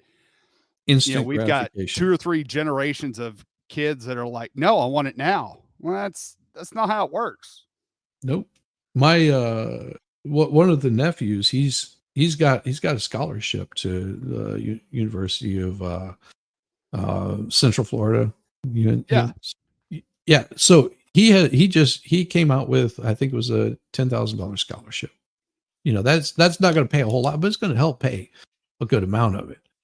Now his brother doesn't have a scholarship. But he works as a teacher's assistant and gets paid, part of his pay comes from that. Oh, and you talk about I would say the one area of employment that requires all these useless degrees in order to make any money, teaching. I mean, he doesn't want to be a teacher. Well, but it made me think of it, because in order to make any decent money, you have to have at least a master's or your doctorate to make decent money in education. Yeah. Yeah. But you can become a teacher with just like an associate's degree. Right. But you're not going to make that much. And these teachers come out of going, oh, I'm going to teach school. And then they wonder why they're making only like $30,000, $40,000 a year. And I'll tell you right now, probably the 2 wildest types of chicks at a bar is number 1 nurses and number 2 teachers. Yes. Oh my God. Yes. I'm telling you that right now. Yeah, I know. I don't know what it is about nurses. They are wild. I kind of get it, but it's just a fact. I mean, with a nurse, you're seeing all kinds of messed up stuff all day. You're working long 12-hour shifts. I get that. The teachers, because they're having to deal with those brats all day, when it comes Friday, when it comes the weekend, when it becomes the summer, oh man, they're off the hook. Sweet release away from this. Oh, they're just like, I need some release and I need it now. Yeah, they do. Ah, yes. Well, I could tell you some stories, but Oh, I could too.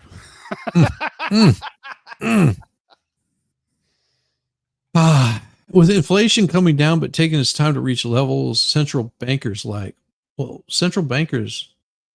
Yeah, and I explained this on my channel one day. You know, all these folks that are just like, oh, I have my money in savings account. It's like, no, you don't. You don't have any money in your savings account.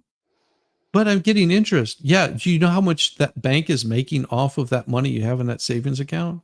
Yeah. That's you're just getting it. Yeah, you can get a portion. savings account that has a pretty decent yield, but you ain't got no money to put in there, so it don't make any difference. Well, no, here's the thing. You've got your savings account. Okay. You're getting paid, you're putting your money in your savings account, and you probably have a checking account too at the same bank. And you're going, you know what? I need a home. So I'm gonna buy this home with a 7% interest rate. You got a 30-year fixed mortgage, it's 7%. Guess what? You right now with your savings account that's drawing interest off of money that you don't hold are loaning money to yourself at a 7% interest rate. Yeah, exactly. So you think you're saving money, but you're not. You're just paying yourself back for your interest rate. And all the people that are renting that have their savings account, yeah, you're paying for somebody. You're making the bank money. They're making a good chunk of change. They're making a good 4% off of that 2% that they're giving you. Yep. They're making 4% interest and they're only paying you.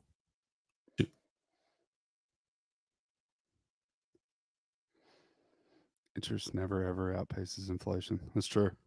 Yes. That's true. And here's the thing. And I know I've said it on here before, but I just want to hammer it home. If the price of gas is high, everything is. Yeah. It controls everything. Flow. It controls flow. Yes. You know, and here's the thing. Everybody says that because there's less processing that you have to do and it actually produces less greenhouse gas is diesel. But diesel ends up costing more and they don't have to process it as much. Right. Why is that? Why is it that it costs at least a good, 50, 60 cents higher than gasoline that doesn't have to be refined as much? Yeah. It depends. Sometimes, I've seen it in the past where diesel was actually cheaper than regular gasoline before. But on average, diesel is always higher. Yeah. Because it's what drives the world. I mean, it's driving those trucks. Well, if you get a 3% raise from your corporate overlords this year and inflation is 5%, you just lost 2%. I can't get the young people at work to understand this. Yeah. All they see is, oh, I'm getting a bump in pay. And it's like, is it matching what you're having to pay out the grocery store and at the gas pump? Nope. No. It does not. Diesel is high because of demand. Demand is high because government won't allow new refineries to be built or even pump the oil out of the ground. Right. Well, it's one of the first things that happened when this administration came into office was they shut down the leases. Yes. So all this all the oil that you had coming in all of a sudden just stopped. And I'm not even talking about the Keystone pipeline either. I'm talking about just the normal drilling. A lot of those places got shut down because for quote unquote environmental reasons. Mm-hmm. Which we all know is BS. Yes. if you know how hard it is to cap off a well, it's not hard at all. Yeah. Because everyone seems to think that you sort of stick your bucket down there, your barrel, and you scoop oil up out of the ground. Yeah, that's not what happens. No. And nobody seems to understand this. And they go, but fracking is bad. No, that's how you get your oil. Yeah. You're fracturing the soil. You're pumping something that's heavier than the oil, like salt water. Yes. Salt water is heavier than oil. There's another one that they use. I can't remember what it is off the top of my head, but basically anything that's heavier than oil, you pump it into the ground. It goes underneath and it starts filling that area up.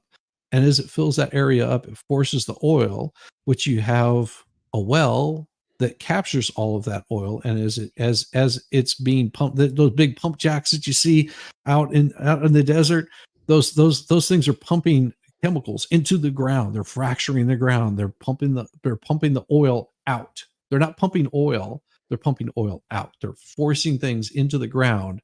And that's why they don't run 24/7 all the time. It's because they have to shut them down to allow it to force those things up. And then it forces the oil up through these nice big huge pipes. And then they're usually going to different parts of the country. What I love is the fact that the administration decided to, because I don't want to refer to him by name because it makes me throw up a little. The administration decided to, okay, we're going to open up some of these reserves to lower the burden. No, you're opening up the reserves to drop gas prices 30 cents, which is still way above what it was under the former administration, just to make yourselves look better. So people won't complain as much about gas. I got news for you. It's still high. Yes. It's still high. Because if you're paying $3 a gallon, yeah, that's still high. Considering that, yeah, you saved me like $3 at the pump. Thanks. Yeah, it was hitting $4 if I'm not mistaken during Obama. Yeah, especially after I know when we saw it around here it was like Katrina happened. Yes. I think it was Katrina. Yeah, that would have been Katrina happened. Bush. Yeah, that was during Bush. Katrina happened. Gas prices went up. Obama came in and gas prices never went back down to decent levels. Nope. Till Trump. Yep. And then they started dropping. And then of course, whenever the whole pandemic happened, everything shut down. Nobody was moving anywhere. And there was no demand for it. So gas prices just naturally dropped like crazy. You know, they were hitting pretty good lows. And as soon as everything started opening back up, you saw the prices come back up because, it was in demand. And now it's gotten, to the point of gas being up in, $3.25, Right. Yeah. And like I said, when gas goes up, everything goes up, which is why you're paying more at the grocery store, which is why you're paying more for all your goods and services. And then all these other businesses are like, well, our fuel costs have gone up, so we have to raise our prices at, McDonald's or wherever. It's just, it's, gotta pay. You don't need an economics class to figure this stuff out. Some people do, because the kids clearly don't understand it. Oh no. No. They understand, it's costing me more, and they get upset because, I can't understand why it costs so much to do everything, as they're doing TikTok videos on a phone that probably costs them almost $1,000, and they're sitting in their car that's probably not paid for, that they're paying outrageous amounts of interest on just to purchase the car, and they're living in the safe like confines of their apartment, paying way more money than they should be paying for it, and they haven't realized that you can rent a house. If you can you can't rent a house because the old people there don't want to leave. Yeah. Because where are they going to go? They're going to move into your apartment? No.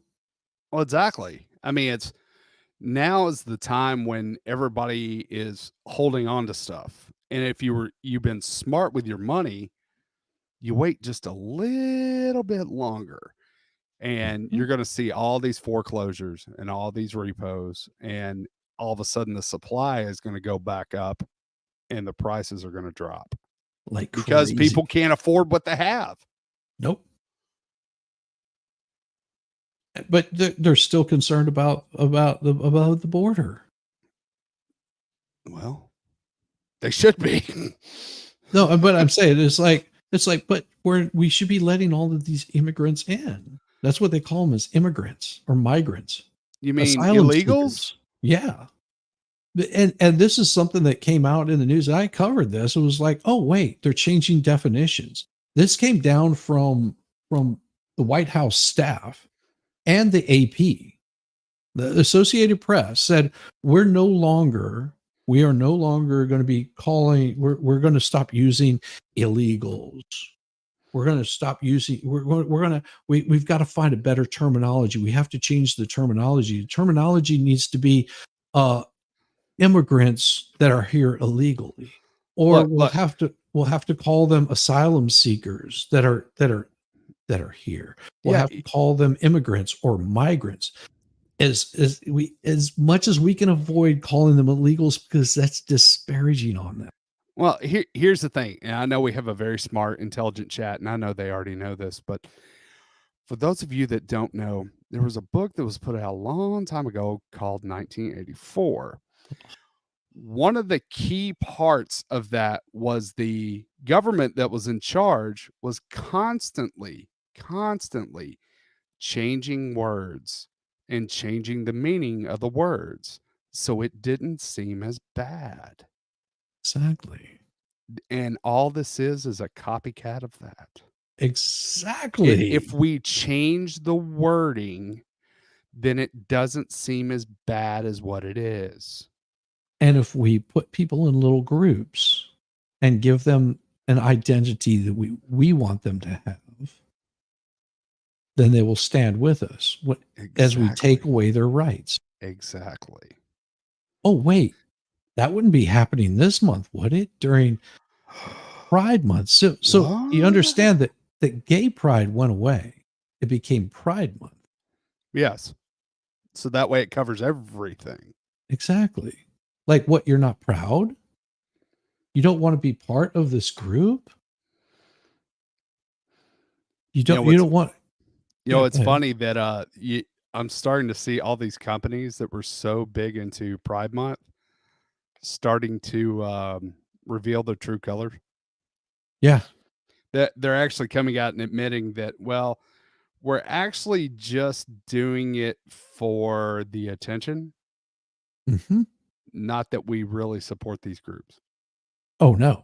And more of them are coming out. Well, I mean, the one I think of off the top of my head was, Target was famous for having a whole section of pride stuff. Okay, fine, whatever. But then they recently came out and said, well, actually, we were just doing this for the attention. None of the stuff is selling, so we're going to start taking it off the shelves. Yeah. Like this guy. How the hell does our existence as trans people affect your life? I'm glad you asked, because I'm going to explain it to you. See, it never did affect our lives. Nope. No one gave a fuck at all. No. You might have found it kind of weird, but we didn't give a fuck. Until you started shoving it down our throats and forcing it into our children's lives. That's when people started giving a fuck. That's when it started affecting us, because it's being shoved into everything. And when it comes to our children, that's the one place that we draw the fucking line. Well, because they weren't getting attention. Yeah. And that's all it is in our TikTok, YouTube world. They weren't getting attention. That's why they had to ramp everything up. Exactly. We didn't care. It's like a child. Your child says, oh, I want to do this, and you ignore them. Then next thing you know, they're on the floor, throwing a temper tantrum. It's attention. What? Well, the Bible says Pride Month goes before wall.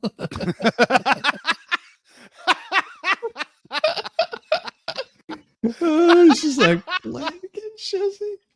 Oh, I've got a better one. Zach, thank you so much. That's well, and you know, because this is Pride Month, I'll give it to you. Give it to you. It's a hard one, but it's for you.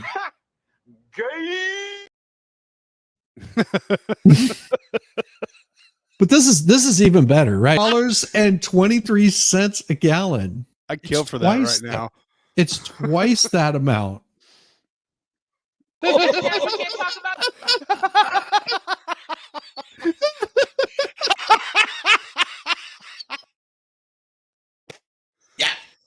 Oh my God. Bring real comedy back. Yes, that was a decade ago. Oh, dude, he would be, 2 decades ago. Were he Dude, still alive? That was 20 years ago. That was 20 years ago. Right. Most of the kids today, and when I say kids, anything under 29 is like a kid anymore. Right. Because they're still living at home with their mom and dad because they haven't figured out how to do anything better. It sucks. Yeah. I mean, if you have to be on your parents' insurance well into your 20s, like, wait a second. Drink the 26. 26? Yeah, I think you can be on your parents' insurance up until 26. Well, I mean, and that works out good for the kids, but yet they're getting their school loans like refunded back to them. Yeah. Those student loans are being forgiven. Refund my money. I never took out a loan, but you can refund me my money. Yeah, that would be nice. I'll be more than happy to take it. Yeah, it's 26. It's so crazy. Just I don't know. I don't know. Jeez.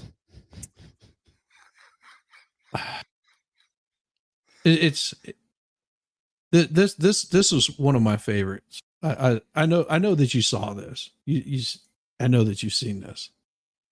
Nobody. What did I say that was interviews- inaccurate? Nobody thought the interviews I was doing with Andrew were news interviews. Well, no one I know thinks anything on CNN is news. No, I hadn't seen that one. Oh yeah. No, That's that was something that was even better. This was the whole thing. So he went off on him in the worst way. Obviously, there was so much talk that they don't want you to take ivermectin. Ivermectin is the way to go. Take it. Joe Rogan got better from ivermectin. And by the way, I don't like what people did to Joe Rogan about ivermectin. I don't like You it. did it. No. Yep. Okay, Yes, you did. Find the clips. But, dude, find the clips. You shamed Joe Rogan. Find the you clips. said he's taking horse dewormer. You and Don Lemon were chuckling at each other about it. No. I'll go find First the of all, clip. you just saw the I clips. watched it. I'm not chuckling. I'm listening to Don. But No. The here's clip point. I'm talking about wasn't on there, and Here's- it's absolutely look, we there. were Here, do we have it? Yes. Hold on, let's play the Go clip. ahead. Injecting drugs for animals and horse. And people telling them to. Oh my God. What person? You talk about cancel culture and who to shame. Ivermectin, a dewormer. Really? They are shaming themselves. That's No what one it has is. to shame them. They're shaming themselves. So you're taking a dewormer right now, This Chris. is Chris, a you can't dewormer. apologize for that.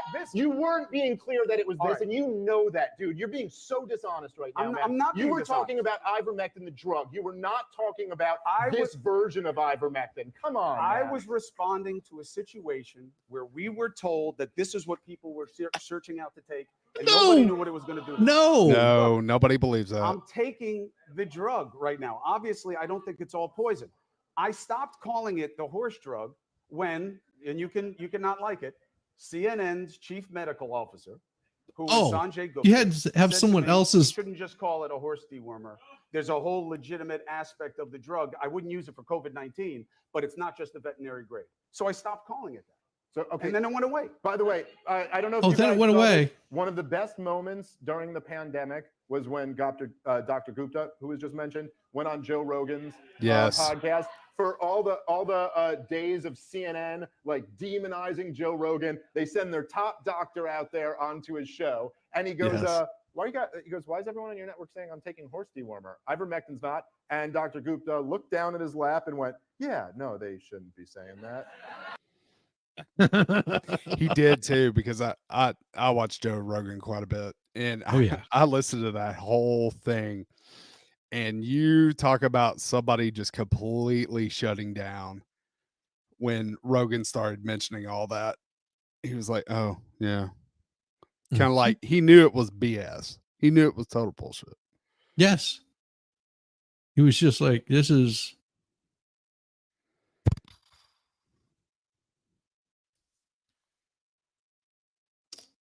It's just all bullshit. Why, just watch them as they eat themselves up. Because that really is what happens. And they will deny it. They will just turn around the minute that it is so blatantly in front of their face. You saw the clip I played yesterday, the 20 minutes of the false bullshit that they were talking about. Yes. Yeah. Yes. 20 minutes of FBI admitted in court that Hunter Biden's laptop is real. And there were 20 minutes of Joe Biden, U.S. intelligence officials, and the American media claiming that Hunter Biden's laptop was not real. It was sitting there listening to that and kind of going back over all that stuff. I was just like, wow. Because of course now everybody has a different perspective, but it was like they were so emphatic that the Russians had given fake information to Giuliani, and they were trying to completely throw him under the bus when, it was real.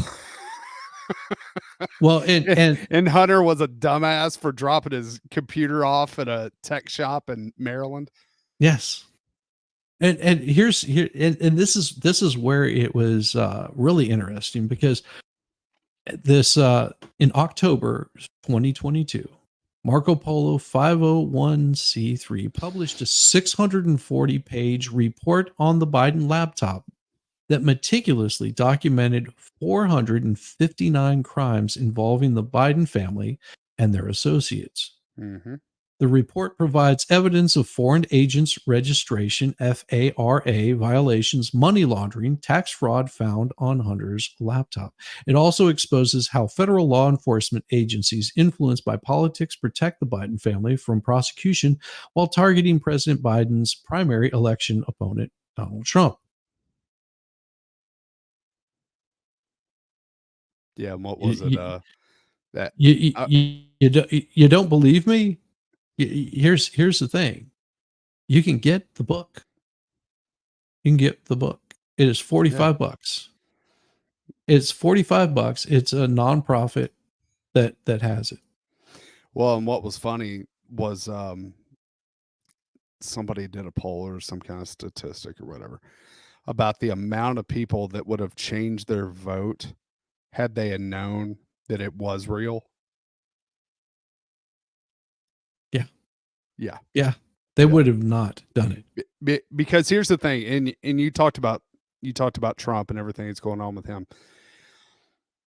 They tried to discredit him, and I'm not telling anybody how to vote, believe me. No, but vote how you want to. It's awful funny that, of course, you had politics is politics. And when he was first running, everybody was ramping up and trying to come out with everything, this, that, and the other, to try to keep him from getting elected. Okay, that's politics. That's normal. During his entire presidency, they impeached him twice. They tried every way that they could to get him kicked out of office. All right. Yes. So then he loses the, however you feel about it, he loses the election to Biden. And then what have they done since he announced he was reelecting? They have gone after him now legally in every way possible, because they know shaming him will not work. Exactly, because he has no shame. Right, because every time that they have tried to come after him with some controversial whatever, he comes out on top. He's like, I don't care. Okay, moving on. Yeah. And it's going to be that way. If Trump gets elected, it's going to be that way through his whole presidency. They're going to try every way in the world to try to discredit him and get him kicked out of office. And it's going to be that way for 4 years, because whenever somebody goes that hard after a political opponent, what does that tell you? And again, I'm not, I'm not telling Not anybody how saying to vote. no. I'm not telling anybody how to think, but it's one of those moments that makes you pause and go, okay, why are they going so hard after one person? I mean, they didn't go after Reagan this hard. They didn't go after George Bush Sr. this hard. They didn't go after George W. Bush this hard. But No. Oh no. they are all out on Trump. Yeah, and it's amazing to me that he was in court again yesterday. Do you see anything in the news about that? No, I didn't even know he was in court yesterday. He was in court yesterday and the day before. He was in federal court. They quieted that stuff up really quick. I covered it yesterday. I said, how much you want to bet? They're doing this because they have to, because, well, it's news and people want to know, but they're not going to report on anything like Trump. They the minute that people could get out of court, they were on Twitter. They were posting to their newspapers, and they had every news station 24. Here's the best example. Nick Rekieta gets arrested, and how many law tubers were covering Nick Rekieta? Everywhere. Okay. So how many of those law tubers were covering the Karen Reed case? You had a very small handful. Of course, I always watch it over on Broken Baker and most importantly, what I call Valhalla Vision on Valhalla Waits channel. Yes. So think about that. That is what it was like with Hunter Biden. Okay. Yeah. Much more egregious crime. I would say that, the thing happening with Karen Reed, that was much more egregious. Somebody losing their life is much more egregious than Nick Rekieta getting arrested for a felony drug possession. Okay. Right. How is it? It's a much more important case, but everybody was all about it. And that's the same way with Hunter Biden. It's much more important that, first of all, it doesn't matter how many days he owned a gun. He lied on federal forms about not being hooked on drugs. Right. Because if that had been you or me that did that, 25 years. Instantly. Absolutely. There would not be the court case would be very short-lived. Yes. I would be sitting in prison the whole time that court case was going on. Yes. See, and that's just it, is you look at these cases and it, because this is what I do, and it's just me. I look at these situations with these legal cases and I think to myself, okay, what if I were in that position? What would happen? Well, with the Hunter Biden thing, on a gun charge for lying on federal, gun and drugs. More than that, on that laptop, there was more than just that. There were records of the criminal behavior that he was doing in China, in Ukraine, in Russia, and Slovenia, something like that. Uganda, or I mean, the amount of illegal crap that they were pulling. Mm-hmm. All right, whenever you're getting paid $1.5 million a year for doing nothing but just showing up, like having no opinion, not doing anything, but maybe bringing a couple of prostitutes back from Russia, right? Or how about the underage girl that he was naked with, right? I mean, all of these things right here that they don't even talk about. Well, and here's the thing too, to kind of put things into perspective. How long has Joe Biden been a politician? Yeah, What, since the you know, 70s, yeah, 71, I think is yeah, you got a 71. lot of people that have recency bias and just kind of look at Joe over, since he was vice president. Joe Biden was a member of Congress for decades. Yeah. You don't think he wasn't able to build up political power? That's why he's in the highest office in the land. Yeah. He knew how to play the game. He knows where the bodies are buried. Yep. Yeah, exactly. And that's what pisses off those people so much that have been in that have all this political clout that Yes. some rando off the street, just because he's a millionaire, he can walk in there and all of a sudden he's kicking the hornet's nest. He's destroying everything that we worked so hard to build. Everything Right. was running smoothly. We were getting our regular pay rates. We were making millions of dollars off the stock market by passing laws that we knew would cause either the stock to plummet, knowing that it's going to bounce right back, because all we have to do is we got this other law that's going to change how business is being done, and Right. what we'll do is we'll tank this stock until it just tanks all to hell. We'll buy the absolute ever living crap out of it, and then as soon as this next law comes into effect, boom, that stock is going to double. It's Yep. going to triple. It's going to quadruple, and we'll make millions off of it. How do you think Biden made his money? Whenever they've got 20 million of deals that they were doing, that's 20 million of income that's coming in. That doesn't include his presidential income that's coming in. Right. That doesn't include his vice presidential, all the years that he's been working in Congress, building up all this money. And his son, is he uses one of his sons dying from cancer as like this, oh, woe is me bullshit. Right. And meanwhile, his other son is banging that widow. That's so creepy. That's so damn creepy. I'm sorry. And then after he's done banging her, he starts getting hooked on crack and then starts banging prostitutes. And we're supposed to feel sorry for these people? I mean, like okay. Like I wish I could I wish I could afford to do that kind of crap. Right. And we're Hunter is not like, this 15 or 20-year-old kid. No, he's a grown man. He's what? In his 60s? Is he? Is he that old? I think he's older than I am. Huh.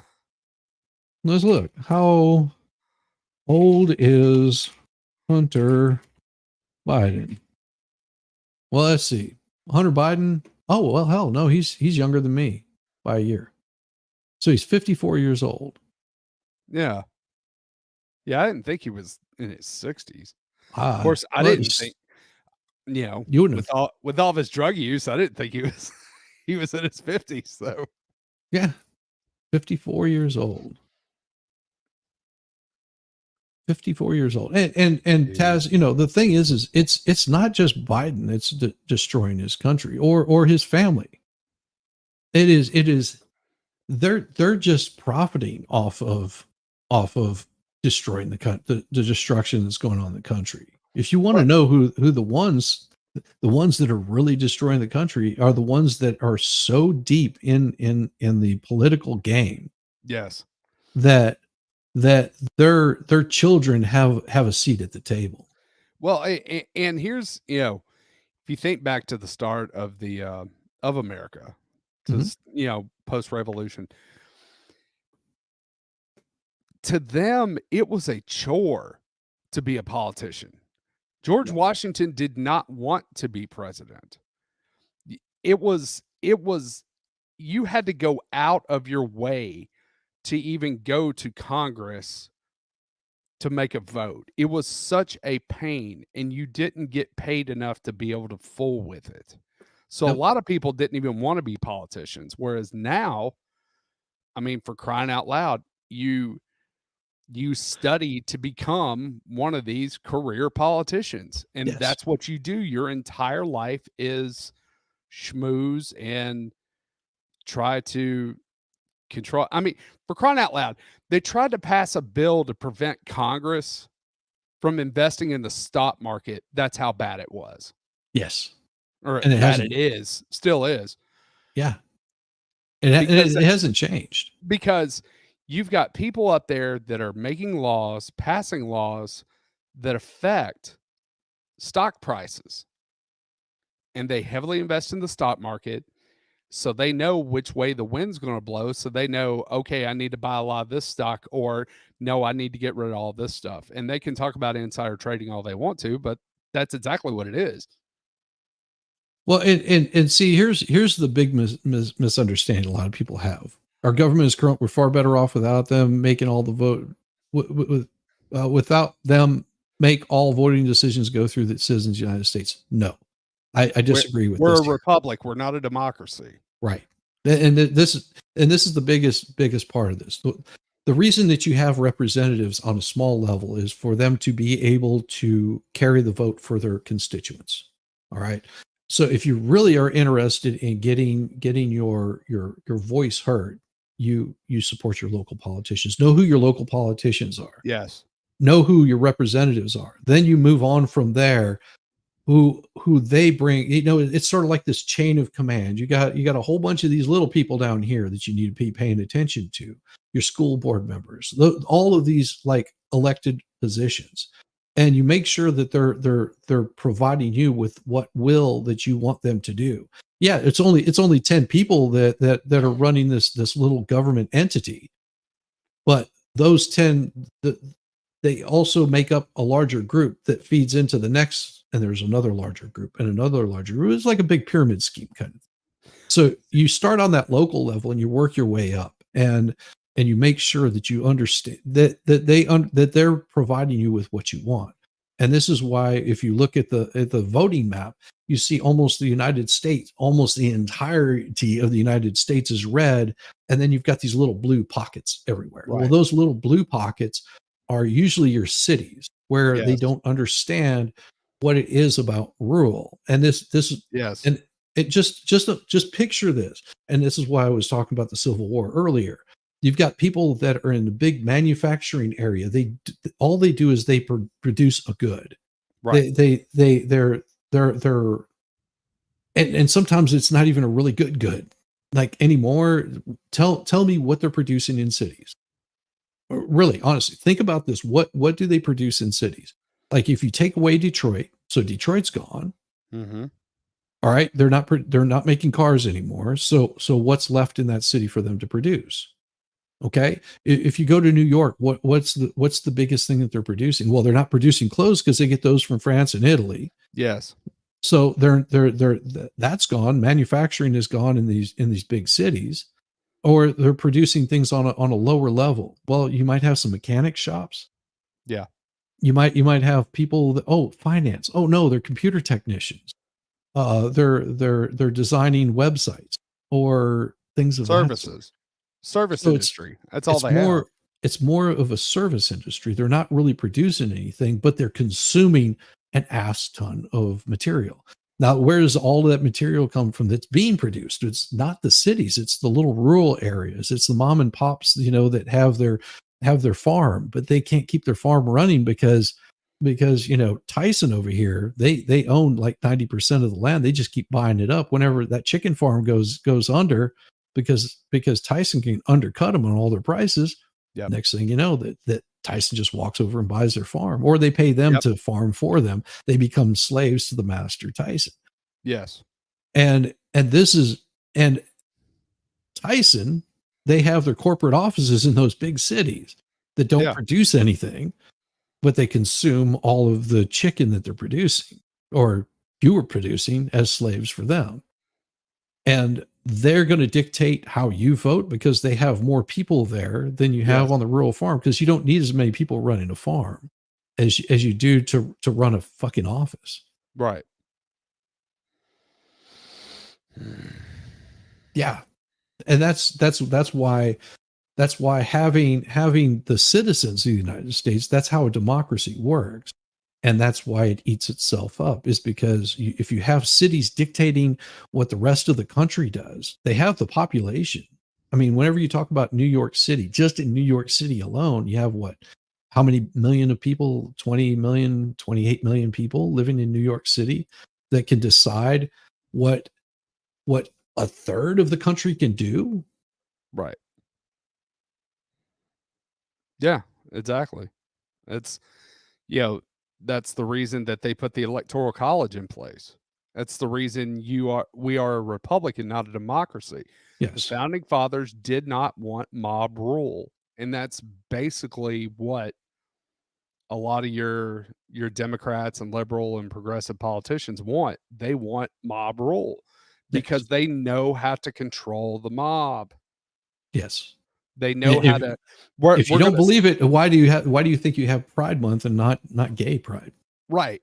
Because we know if we separate you into your little categories and then we act like we care, it's a lot easier to control than everybody coming together under common ground and being like, no, this is total bullshit.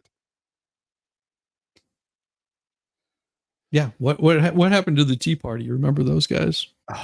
Yeah, I do remember the Tea Party. Yeah. What happened with the Tea Party? Poof. Poof. Yeah, exactly.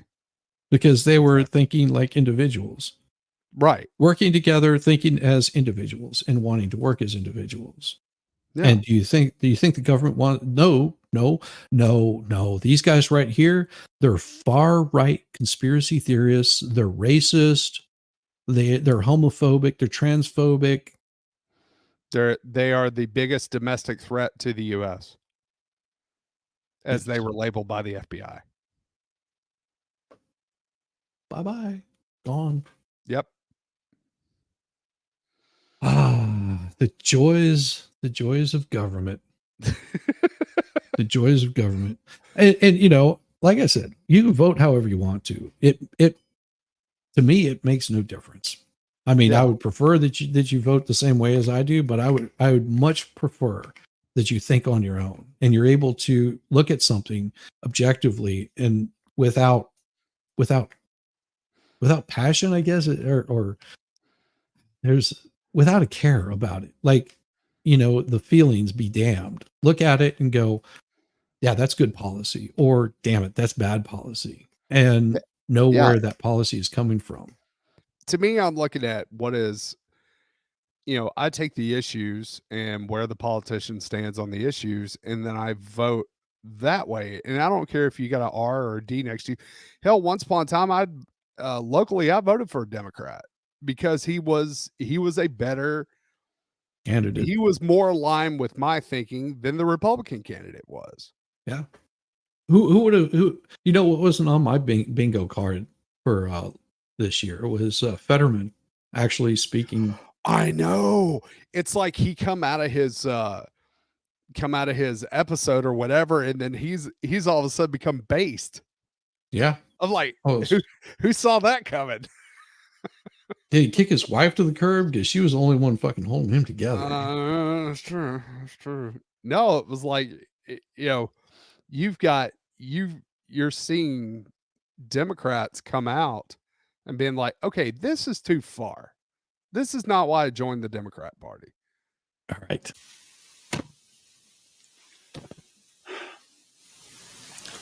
Okay, I want you to listen up. Here's the drill. President Biden is in trouble politically. He's polling right up there with fungal infections. Part of the reason for that is that he gave in to the loon wing of his party, and he dissolved the southern border. Now, 5 months before an election, he has to appear to be willing to do something about it, hence this executive order. And he expects you to report this epiphany that he has had, take what the White House is telling you, balance it on your noses like trained seals, and report it uncritically. For 3 years, we have watched President Biden push on a door that has been clearly marked pull.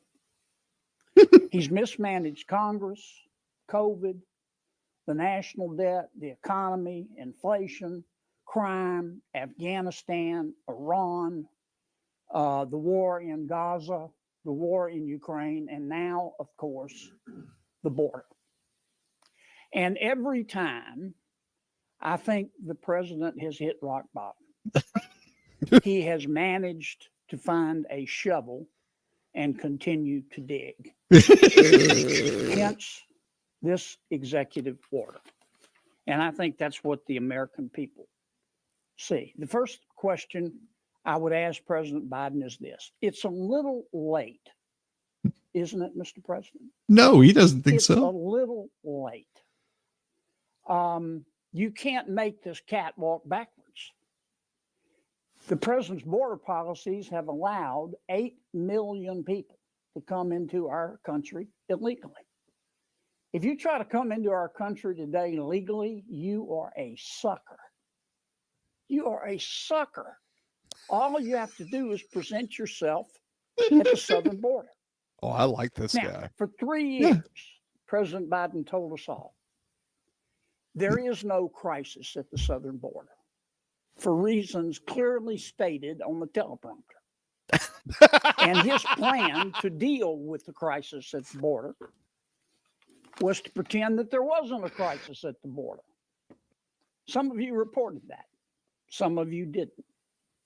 Well, when the American people figured it out, because they may be poorer under President Biden, but they're not stupid, the Biden administration shifted its strategy. It then said, well, we know there's a crisis at the border, but we don't have any authority to fix it. That didn't work either, because the American people aren't cell deep stupid. So now he has decided to tell you that he has been born again. Born He has again. had an epiphany. Gain. He is now a border hawk. Yeah. And that's what he wants you to report. Look. Well, oh my God, wasn't it? Who it wasn't, is that guy? Yeah. Who is he? Yeah. Where was this? Like, what? 3 years ago? I know somebody in the chat knows his name and who he is. Oh, yeah. Kennedy? No, it's not Kennedy. Yeah, this is Kennedy. Oh, okay. Yeah. Yeah. If you stick in your 2 fingers like this, and then place your thumb on top like so, that will increase the pleasure.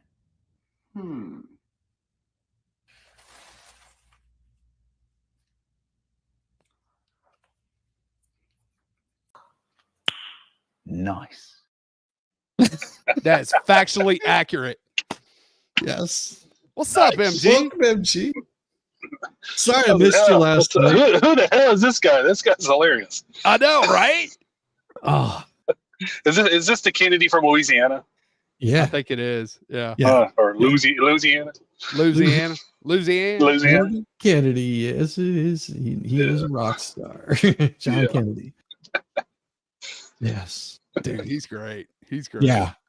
Yeah. He just.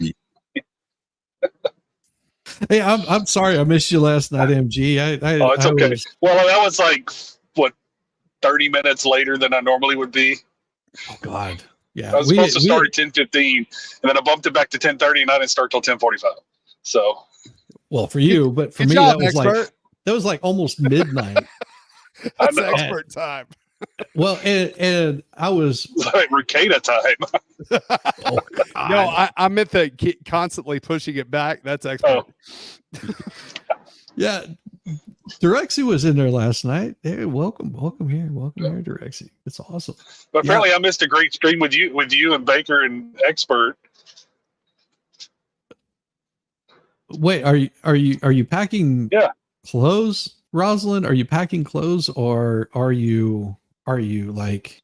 Oh, she's packing. Oh, packing. I don't know. Packing heat. She might be packing heat. She might be going on. She might be going to.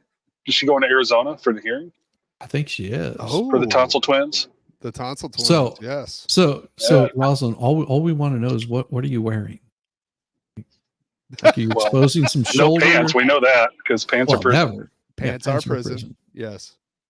The shorter the skirt, Even though I am wearing pants right now. the shorter the skirt, the better the flirt. Just saying. Hey, if you live in the South and you're wearing pants, there's something wrong with you. Well, I got to work at the office today, so I got to wear pants. Yeah. Well, it's either office or court. I got to wear pants. Yes. Well, she's going back to Dallas, then she's going to Arizona. There you go. See. Something breezy. So where is she? Is she up in Arkansas right now, or? I don't know where Rosalind is. As much as I like to chase the ladies, I am a married man, so I don't keep up with where they're at all the time. Oh no, Hey, Shizzy, it's not stalking; it's amateur surveillance. Oh, amateur. Got it. I'm a professional.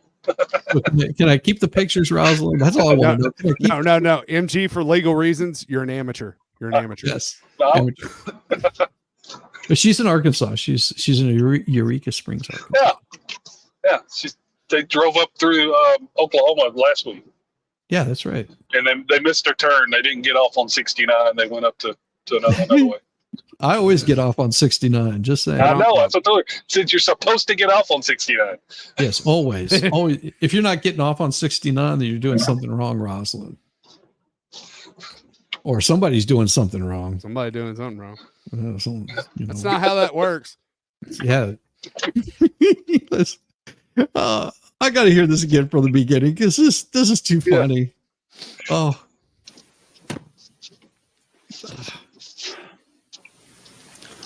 Okay, I want you to listen up. Here's the drill.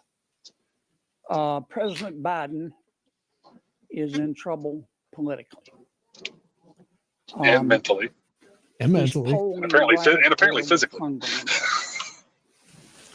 Part of the reason for that is that anybody can constantly fall downstairs. The lone wing of his party, shit his pants, and he dissolved the southern border. Now, 5 months before an election, he has to appear to be willing to do something about it. Hence this executive order.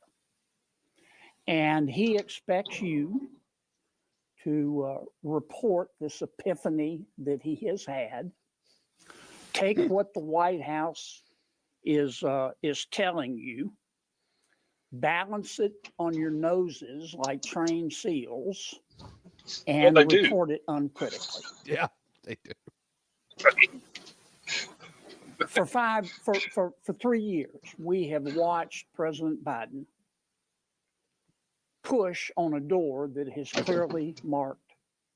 been clearly marked pull. He's mismanaged Congress, Far Side cartoon, COVID, the national debt, the economy, school for the gifted, crime, Afghanistan, Iran, the war in Gaza, the war in Ukraine, and now, of course, the border. And every time, I think the president has hit rock bottom. He has managed to find a shovel and continue to dig. Hence, this executive order. And I think that's what the American people see. The first question I would ask President Biden is this. It's a little late, isn't it, Mr. President? It's a little late. You can't make this cat walk backwards. The president's border policies have allowed 8 million people to come into our country illegally. Yeah. If you try to come into our country today illegally, you are a sucker. You are a sucker. All you have to do is present yourself at the southern border. Now, for 3 years, President Biden told us all, there is no crisis at the southern border for reasons clearly stated on the teleprompter. And his plan to deal with the crisis at the border was to pretend that there wasn't a crisis at the border. Some of you reported that. Some of you didn't. Well, when the American people figured it out, because they may be poorer under President Biden, but they're not stupid. The Biden administration they elected shifted its strategy. No, they didn't. It then said, well, we know there's a crisis at the border, but They we didn't. don't have any authority to fix it. That didn't work either, because the American people Don't have any aren't authority to so fix it. stupid. Yeah. So now he has decided to tell you that he has been born again. He is having a Born again. He Hallelujah. is now a border hawk. And that's what he wants you to report. Look, you can cut the hypocrisy with a knife. Well, he's a Democrat. Of I've course you can. seen the good side of politics, but I've also seen the Oh, dark really? side. I spent 25 years in the major leagues of Louisiana politics before I was sent down to the minors here in Washington. I have seen the good side, but I've seen the dark side. And this is one of the most cynical things that I have ever seen a politician attempt to do 5 months before an election. It is insulting. It is cheap. It is contemptuous. The American people see that. And I hope you do too. That's so great. See, here's where Biden screwed up. Sorry, choking on my own words. You can narrow it down to one thing. Well, if you'll remember Obama's first term, jeez, Obama was notorious for he would do something on the left and then turn around and do something on the right during his first term. So he tried to come off as balanced. So it would be like a win for the left and then a win for the right. Yeah, but it was never a win for the right. Right, but it was never truly a win for the right. But that's the way it would come across. Right. It was Well, the media would spin it that way. I mean, they're the propaganda wing of the left wings of the Democrat Party. So they make it seem like they would have fake outrage over blah blah blah. And then it wasn't until his second term that he was like, "No, forget all y'all. I'm doing whatever I want to because I'm basically." Well, I mean, Obamacare was his first term. Yeah, and that was a hard. It didn't get passed until his second term. That's the thing. No, that was passed like in 2010. Yeah, I believe he's right. 2009, 2010. Yeah, that's halfway through his second term. No, but he was elected at the end of 08. 08. Yeah, it was halfway through. 2 years into it. Yeah. Yeah. But at least he would at least appear to have some sort of balance. Yeah. Whereas old Joe has gone completely second term. Well, he doesn't know where the hell he is. Well, and he's if anybody tries to tell me that he's making any of these decisions or no. This is Obama's third speeches term. that he wrote, this has all been pre-written for him. Every appearance has been pre-planned out since he put his name in there to become president. Like even becoming the nominee, he never even should have become the nominee. Well, no, he shouldn't.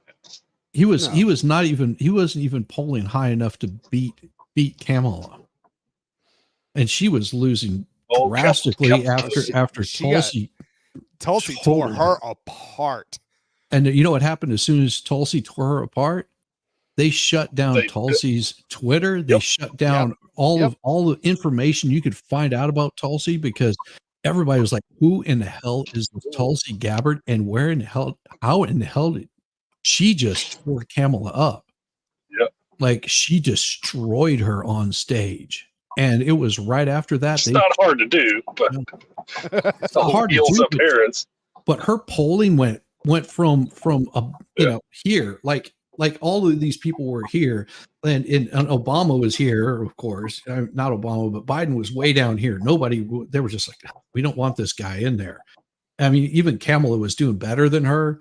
And then as soon as Tulsi came in there, she went like this, and Kamala went down this way. And that's the only thing that brought Biden up.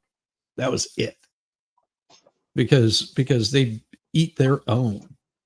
Exactly. This is my thought exactly right here. And I know that you guys might disagree with me, but I think that she should be his VP. I don't even think she's on the short list. You know what? Probably not even on the long list. I would bet you. I would bet you that Trump already knows who his VP is and has known the whole time. Oh, Of course he does. Yeah. And I don't think it's anybody that they're promoting up there. No, because it's not going to be. It's not going to be Vivek. No, because it's not. I really think he'll Ramaswamy. end up being like press secretary or something. Yeah. Yeah. I don't see him up there as that in that position. He doesn't have any you know, and that's why I was talking about these fake conservatives. I think that Trump, hopefully he's looking at some of these guys and going, yeah, this guy isn't really a conservative. He's just sucking the corporate ween. One thing I will say about Trump that I have a huge problem with is he does a horrible job of picking vetting. his subordinates. Yeah. I think he's listening to other people. Yeah. Which is stupid. It's stupid. He didn't get to where he was business wise by listening to other people like that. Right. But he does a horrible job of picking subordinates. Yeah. Yeah, absolutely. Oh my. Did you see what I created yesterday? I'll have to show it to you because it's pretty damn awesome. So I was, and one of the reasons I sent this out to Volstorm was for what we were talking about yesterday with experts. So check this out. This is about 2 minutes, and then I'm going to shut this bad boy down. We're going to send all you fine folks over to see Meme. Check this out.